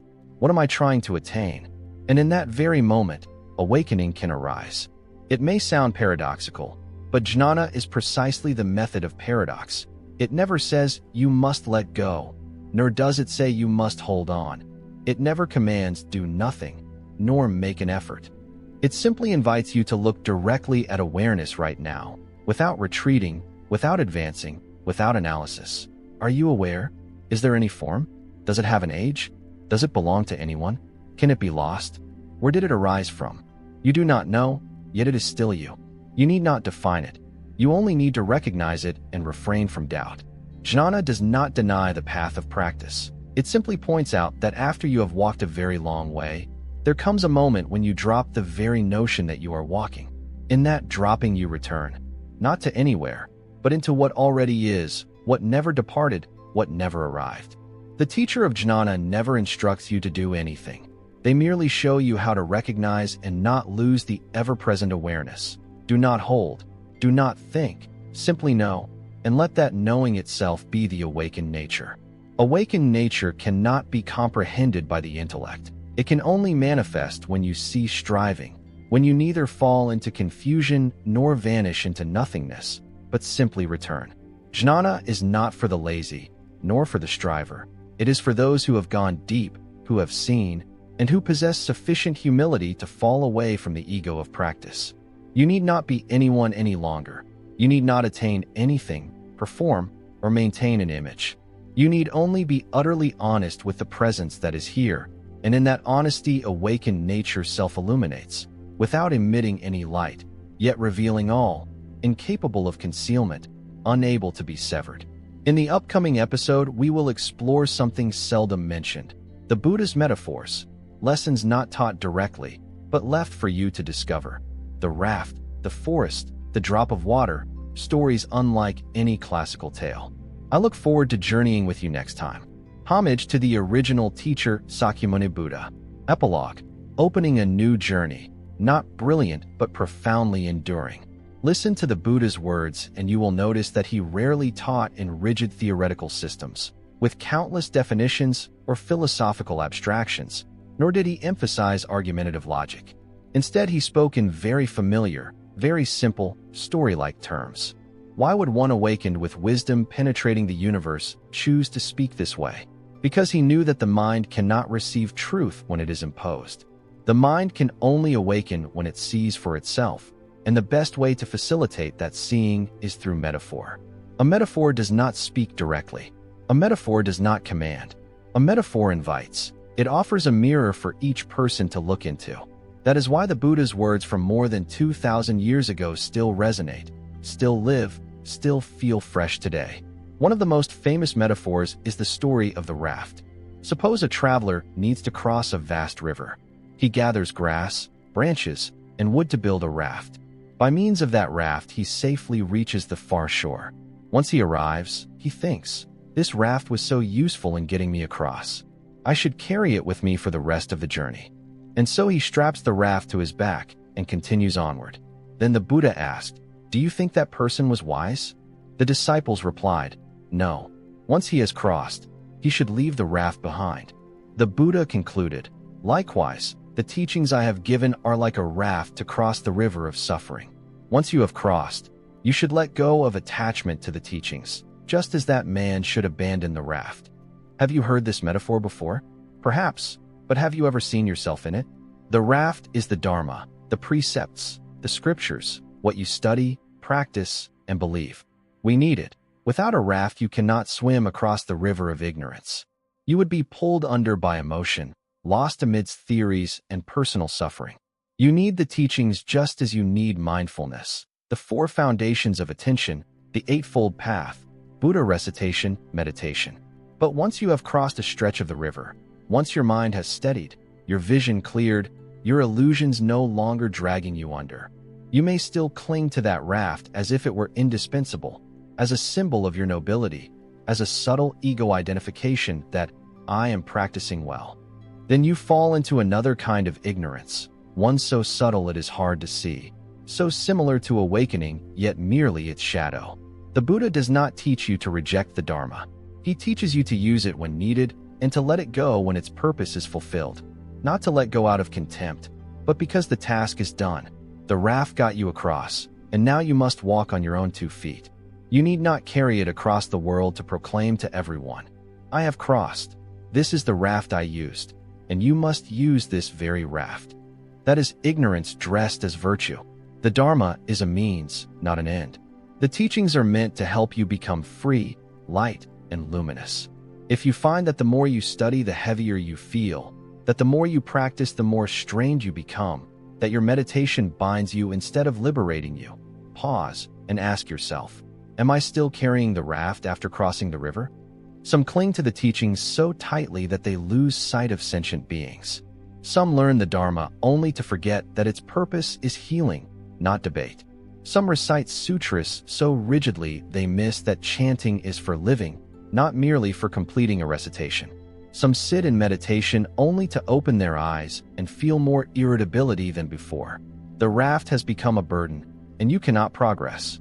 The true student of Dharma is one who is skillful yet unattached, virtuous yet not clinging, faithful yet not blindly so, living yet not bound by form.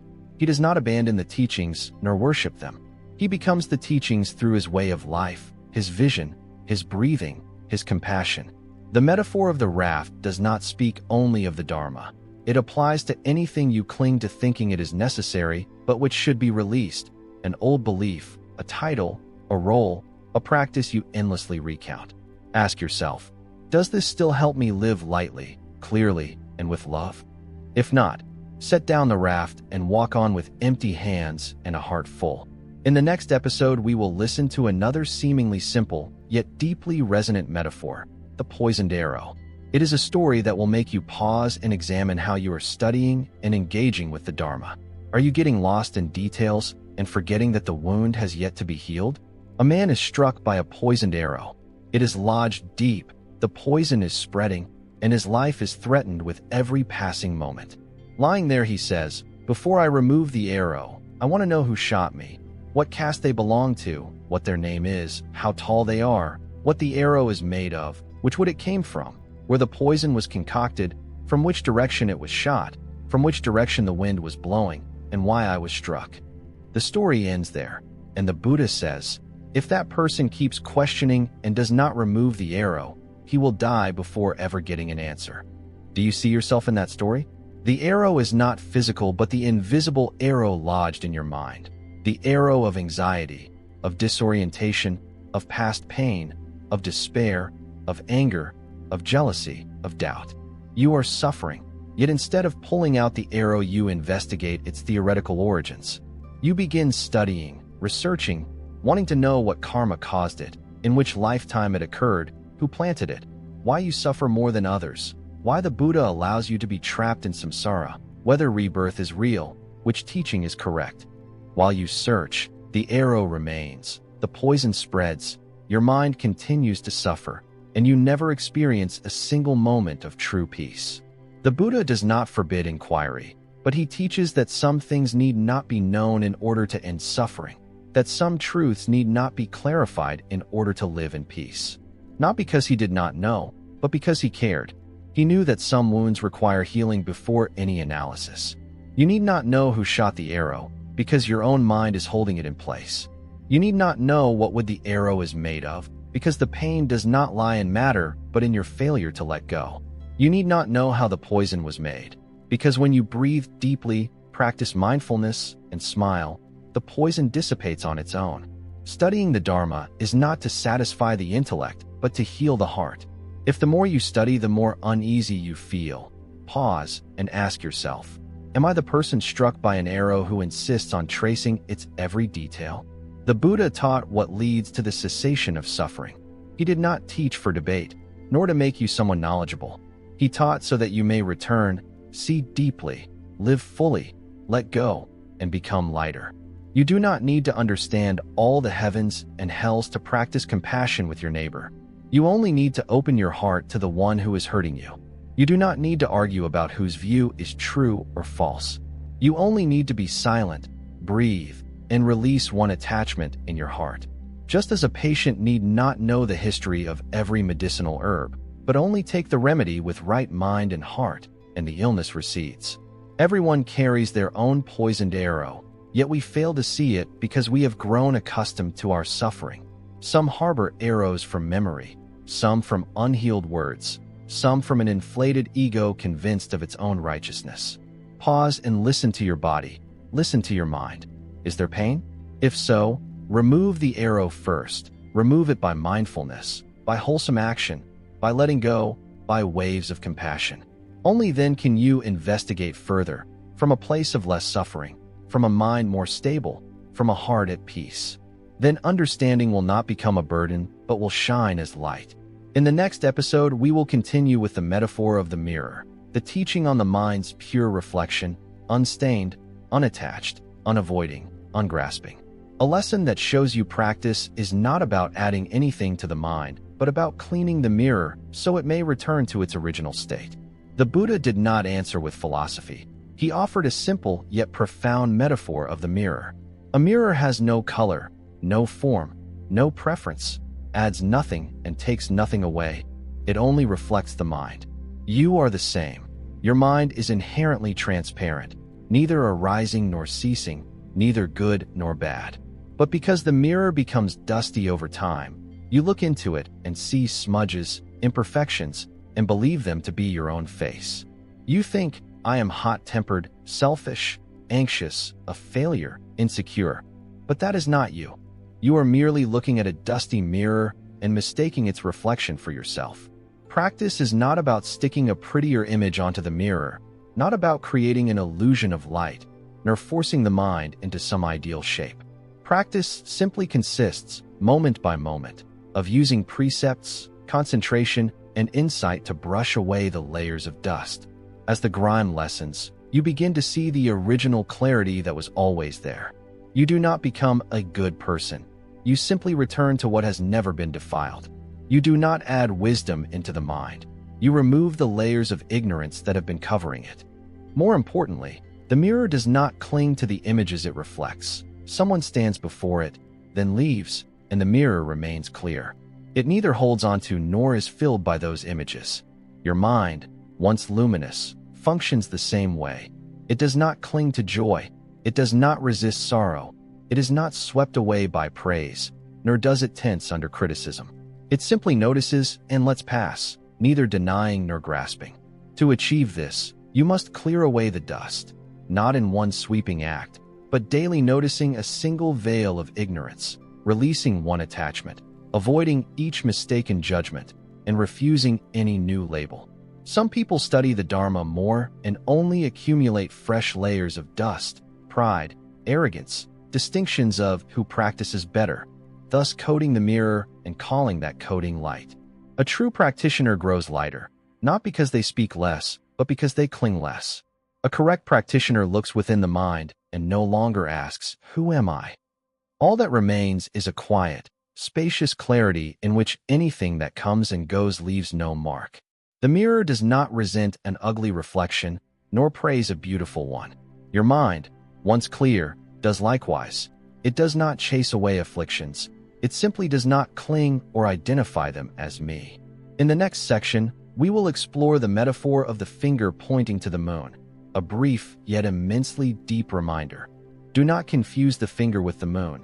Do not cling to the means and forget the truth being pointed to.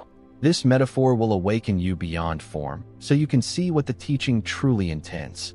A true practitioner grows lighter, not because they speak less, but because they cling less. A true practitioner looks into the mind and no longer sees, "Who am I?" Only a space that is clear, quiet, and soft, where everything that arises and passes leaves no trace. The mirror does not resent an ugly reflection, nor praise a beautiful one. Likewise, when your mind is luminous, you need not chase away afflictions. You simply do not cling to them or call them me. In the next section, we will explore the metaphor of the finger pointing to the moon, a very brief but profoundly deep reminder. Do not mistake the finger for the moon. Do not cling to the means and forget the truth being indicated. This metaphor helps you awaken beyond form and see what the teaching truly intends. Try a very simple exercise. Clench your fist as tightly as you can and hold it for a few minutes. You will feel tension, fatigue, numbness, and increasing discomfort the longer you hold. At a certain point, you will simply want to release. When you open your hand, without doing anything else, just opening it, the fatigue vanishes, the numbness dissolves, and a gentle relaxation spreads. From this simple example, the Buddha teaches the nature of suffering. Suffering does not come from circumstances, but from your own tight grasping. You are not suffering because of others. You suffer because you cling to an image, a memory, a role, an expectation, a wound, an idea of yourself. You cling without realizing it, then ask, "Why do I hurt? Why does no one understand me? Why does trying harder only tire me more?" The answer is right there in your hand. You are clenching. Clinging is the reflex of fear. Fear of loss, fear of being unrecognized, fear of abandonment, fear of no longer being loved, fear of having no value. But the more you hold, the more you lose. The more you cling, the more you suffer. The more you try to control, the less control you have. Some cling to, "I am right," exploding at any correction. Some cling to, "That person hurt me," living for years in unhappiness. Some cling to, "I must attain enlightenment," then strain themselves, compare themselves, and envy others. The Buddha, however, said, "Suffering is clinging. Practice is letting go. Cessation is release." Letting go does not mean throwing away, nor becoming indifferent. It means opening up, seeing clearly, and no longer clutching, no longer striving to hold on to what is not real. Just as an open hand loses nothing yet gains everything. Only an empty hand can receive something new. Only an empty mind can live and choose what arises. Holding on is a habitual reaction. Letting go is the sign of the awakened. The deluded cling, the awakened release. The fully realized need not act, for all is already light. You can let go gradually, without force or display.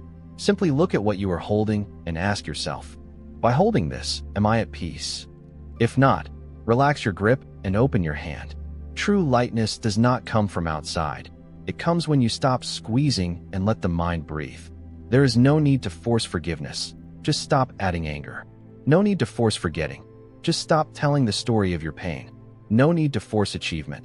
Just let go of the feeling, I am not enough. An open hand is not meant to hold emptiness, but to grasp what truly deserves holding.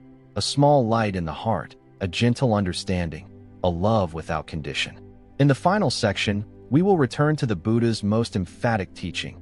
Do not believe the Dharma merely because it is the Buddha's word. See for yourself, live it, and know its truth firsthand. We will use the metaphor of a lamp in your hand rather than seeking light from outside. Before passing away, the Buddha left no sutras, no dogma, and no appointed successor. He spoke only one simple, silent word that shines through 20 centuries. Be a lamp unto yourselves. This single utterance embodies the essence of all his teachings, the core of the path of awakening, and the key to not getting lost among countless discourses. No one can carry you across the river. No one can enlighten you in your stead. No one can live your life for you. And no one can keep your lamp burning for you through the dark night. You must light your own lamp and walk on. That lamp is not an external light, not accumulated knowledge, not a gift from another, but the light of awareness resting within your own mind. Summary map of the 9 previous sessions. 1. Session 1. Facing suffering. Acknowledge life's suffering. Not to be pessimistic, but to find courage, stop blaming, and take responsibility. 2. Session 2. Mastering the mind. Nourish the mind with compassion, determination, and wisdom. Do not let it drag you unconsciously. 3. Session 3. Impermanence, non-self, emptiness. See the arising and passing of all phenomena clearly, so the mind becomes light and non-attached. 4. Session 4. Samsara, karma, rebirth. Understand that every action leaves a trace, planting seeds for future fruition. 5. Session 5. From ordinary being to arhat. Let go of the ego, dissolve illusions, and gradually return to original awareness. 6. Session 6. Daily application. Practice meditation, recitation, and mindfulness in speech and action, everywhere and always. 7. Session 7. The 37 Factors of Enlightenment. A detailed roadmap for practitioners. Each stage supported by complementary practices. 8. Session 8. Mahayana and Supreme Vehicle. The 4 kinds of wisdom, the 10 grounds, Buddha recitation, meditation, and paradox, depths of boundless insight. 9. Session 9. The Buddha's metaphors. The raft, the poisoned arrow, the mirror, the lamp. An invitation to self-reflection and awakening. All 9 form concentric circles, from external suffering to inner transformation, to self-illuminating wisdom that leads to lasting freedom and peace. The 4 foundations of mindfulness, the 4 right efforts, the 5 faculties, the 7 factors of awakening, and the Eightfold Path cease to be mere lists. They become the living current guiding you through each gate. By the 7th circle, you sense that the Dharma is not a doctrine, but a living flow nourishing you everywhere you go. In the 8th circle, the silence of deep insight. You no longer need to speak or prove, no longer strive, for your very presence is radiant. You live like a river, unannounced in its flow, yet refreshing all it touches. Finally, at the center lies emptiness, yet illumination, a space without selection or owner, yet lacking nothing. You no longer feel, I am practicing, no longer divide, this is Dharma, that is life. No longer strive to become anything, for you have returned to yourself, the self that was never absent. This is the map of perfect wisdom, not to flaunt, not to measure, not to boast, but to help you see where you stand and live authentically in each present step. First, this map is not meant for memorization, but for self-reflection. You need not recall the sequence or analyze it philosophically. You only need the courage to look honestly at your life and ask yourself, where am I right now? Am I still deeply suffering, or has my pain begun to ease? Am I still blaming others, or have I learned to step back? Am I still grasping and craving, or have I begun to breathe and let go? Your answers point to your place on the map of wisdom. No one judges you. Only you need to know which step you're taking today. Second, this map is not for competition or comparison. Practice is not a race. There is no first or fastest, only who lives more deeply, more truthfully, more awake. If you see someone farther along the path, rejoice for them and return to caring for your own steps. If you feel you've slipped backward, don't chastise yourself. Simply be honest and take one small step today. Third, no one holds this map for you. No teacher, no scripture, no ritual garment. All are but guides, mirrors, lamps. The true map resides in your own lived experience. You may not know the name of the method you're practicing or whether to call this feeling meditation or emptiness. But if your heart feels lighter, clearer, more loving, you are on the right path. No certificate is needed, only genuine living. Most importantly, this map leads you nowhere external. It guides you back to yourself. Not to a distant shore, not to some exalted realm, not to future Buddhahood, but right here, right now, with mindful steps, released breath by breath, authentic life moment by moment. In the end, the Buddha did not teach you to know more, but to suffer less, to wake up more, to live more lightly, and to shine the light that is already in your own heart. In the next section, we will hear a vital reminder.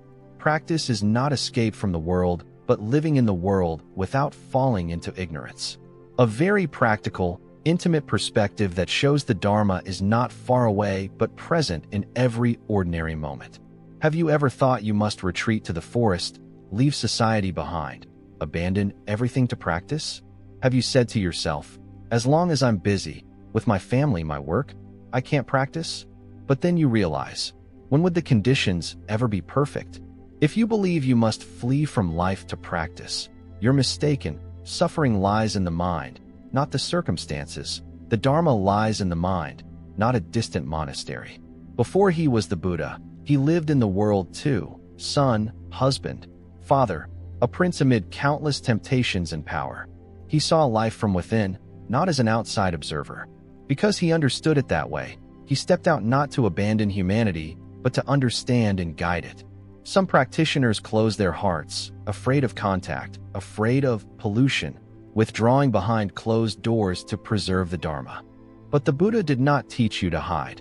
He taught you to be present without falling in, near without clinging, loving without possessing. Therefore, practice is living in the world without being of the world. You still go to work, care for your family, face gossip, sadness, fatigue, shortages, but you live differently. You don't speak from habit, don't react on autopilot, don't respond from ego. You have learned to pause, to listen, to breathe, to look at your mind before looking at the world. Practice need not wear robes or sit in temples. Every moment can be a practice hall. You wash dishes with mindfulness, speak with compassion, hold silence with understanding, let go with insight. Every small action is a step on the map of wisdom. Don't wait for the right time to practice. Time will never feel just right. Don't wait for someone to remind you. No one can remind you forever. Let your own heart be your alarm clock. Let suffering itself be the deepest reminder. You may not be good at reciting precepts or memorizing sutras, but if you live with mindfulness and love, if you see without clinging, you are practicing, and you are shining. In the next section, we will extend a heartfelt invitation to those who have completed all 9 sessions. This is not the end, but the true beginning of a deeper, more practical, more personal journey. You have listened, you have walked each of 9 stages, each stage a milestone, each teaching a light, each word a seed, and now you may wonder, is it over? Have I learned enough? Do I truly understand?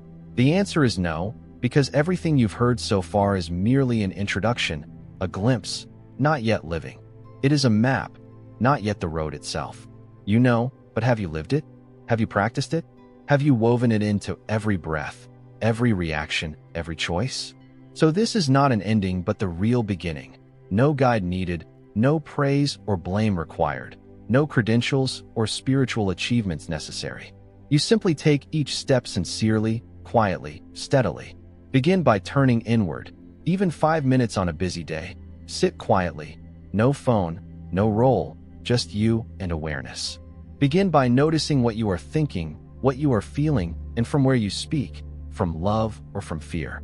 Begin by withholding judgment of others and of yourself. Begin by releasing just a little. No need to be right, no need to be superior, no need to control everything.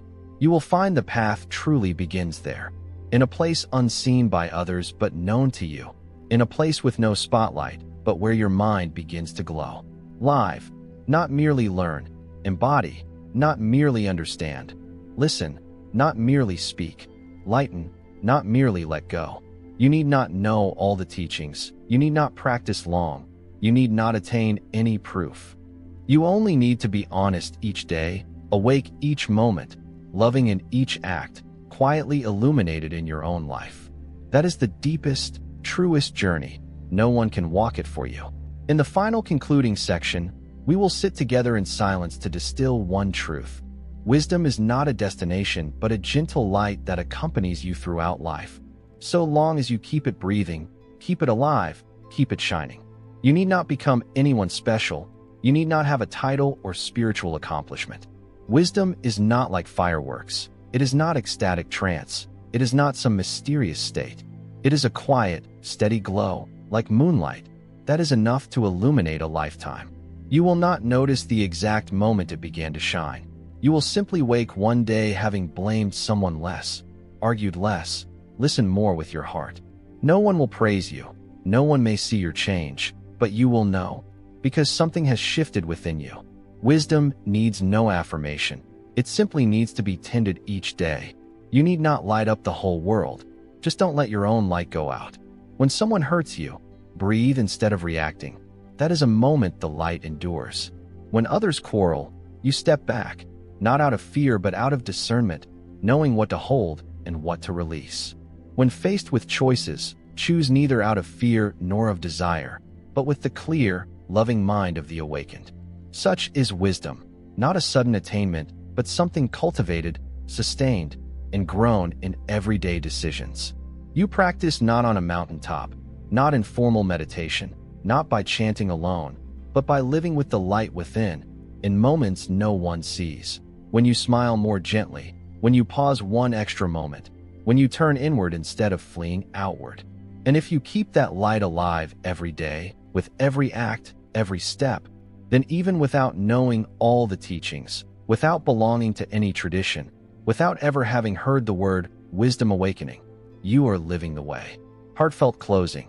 Thank you for journeying with me through these teachings, not just listening, but truly stepping through each stage in silence, in reflection, in deep breath. You did not walk alone, nor did I teach alone, for each word was meant to ignite the light within you, not for someone else, but because you chose to live fully. If you have found this series valuable, please share, not for the channel, but so that the light within may spread. And if you wish to go further, do not wait for another video, for the most important teaching of all is unfolding in your own life each day. I look forward to seeing you on a new journey, deeper, richer, and brighter. Namo Bhagavate Sakyamuni Buddha.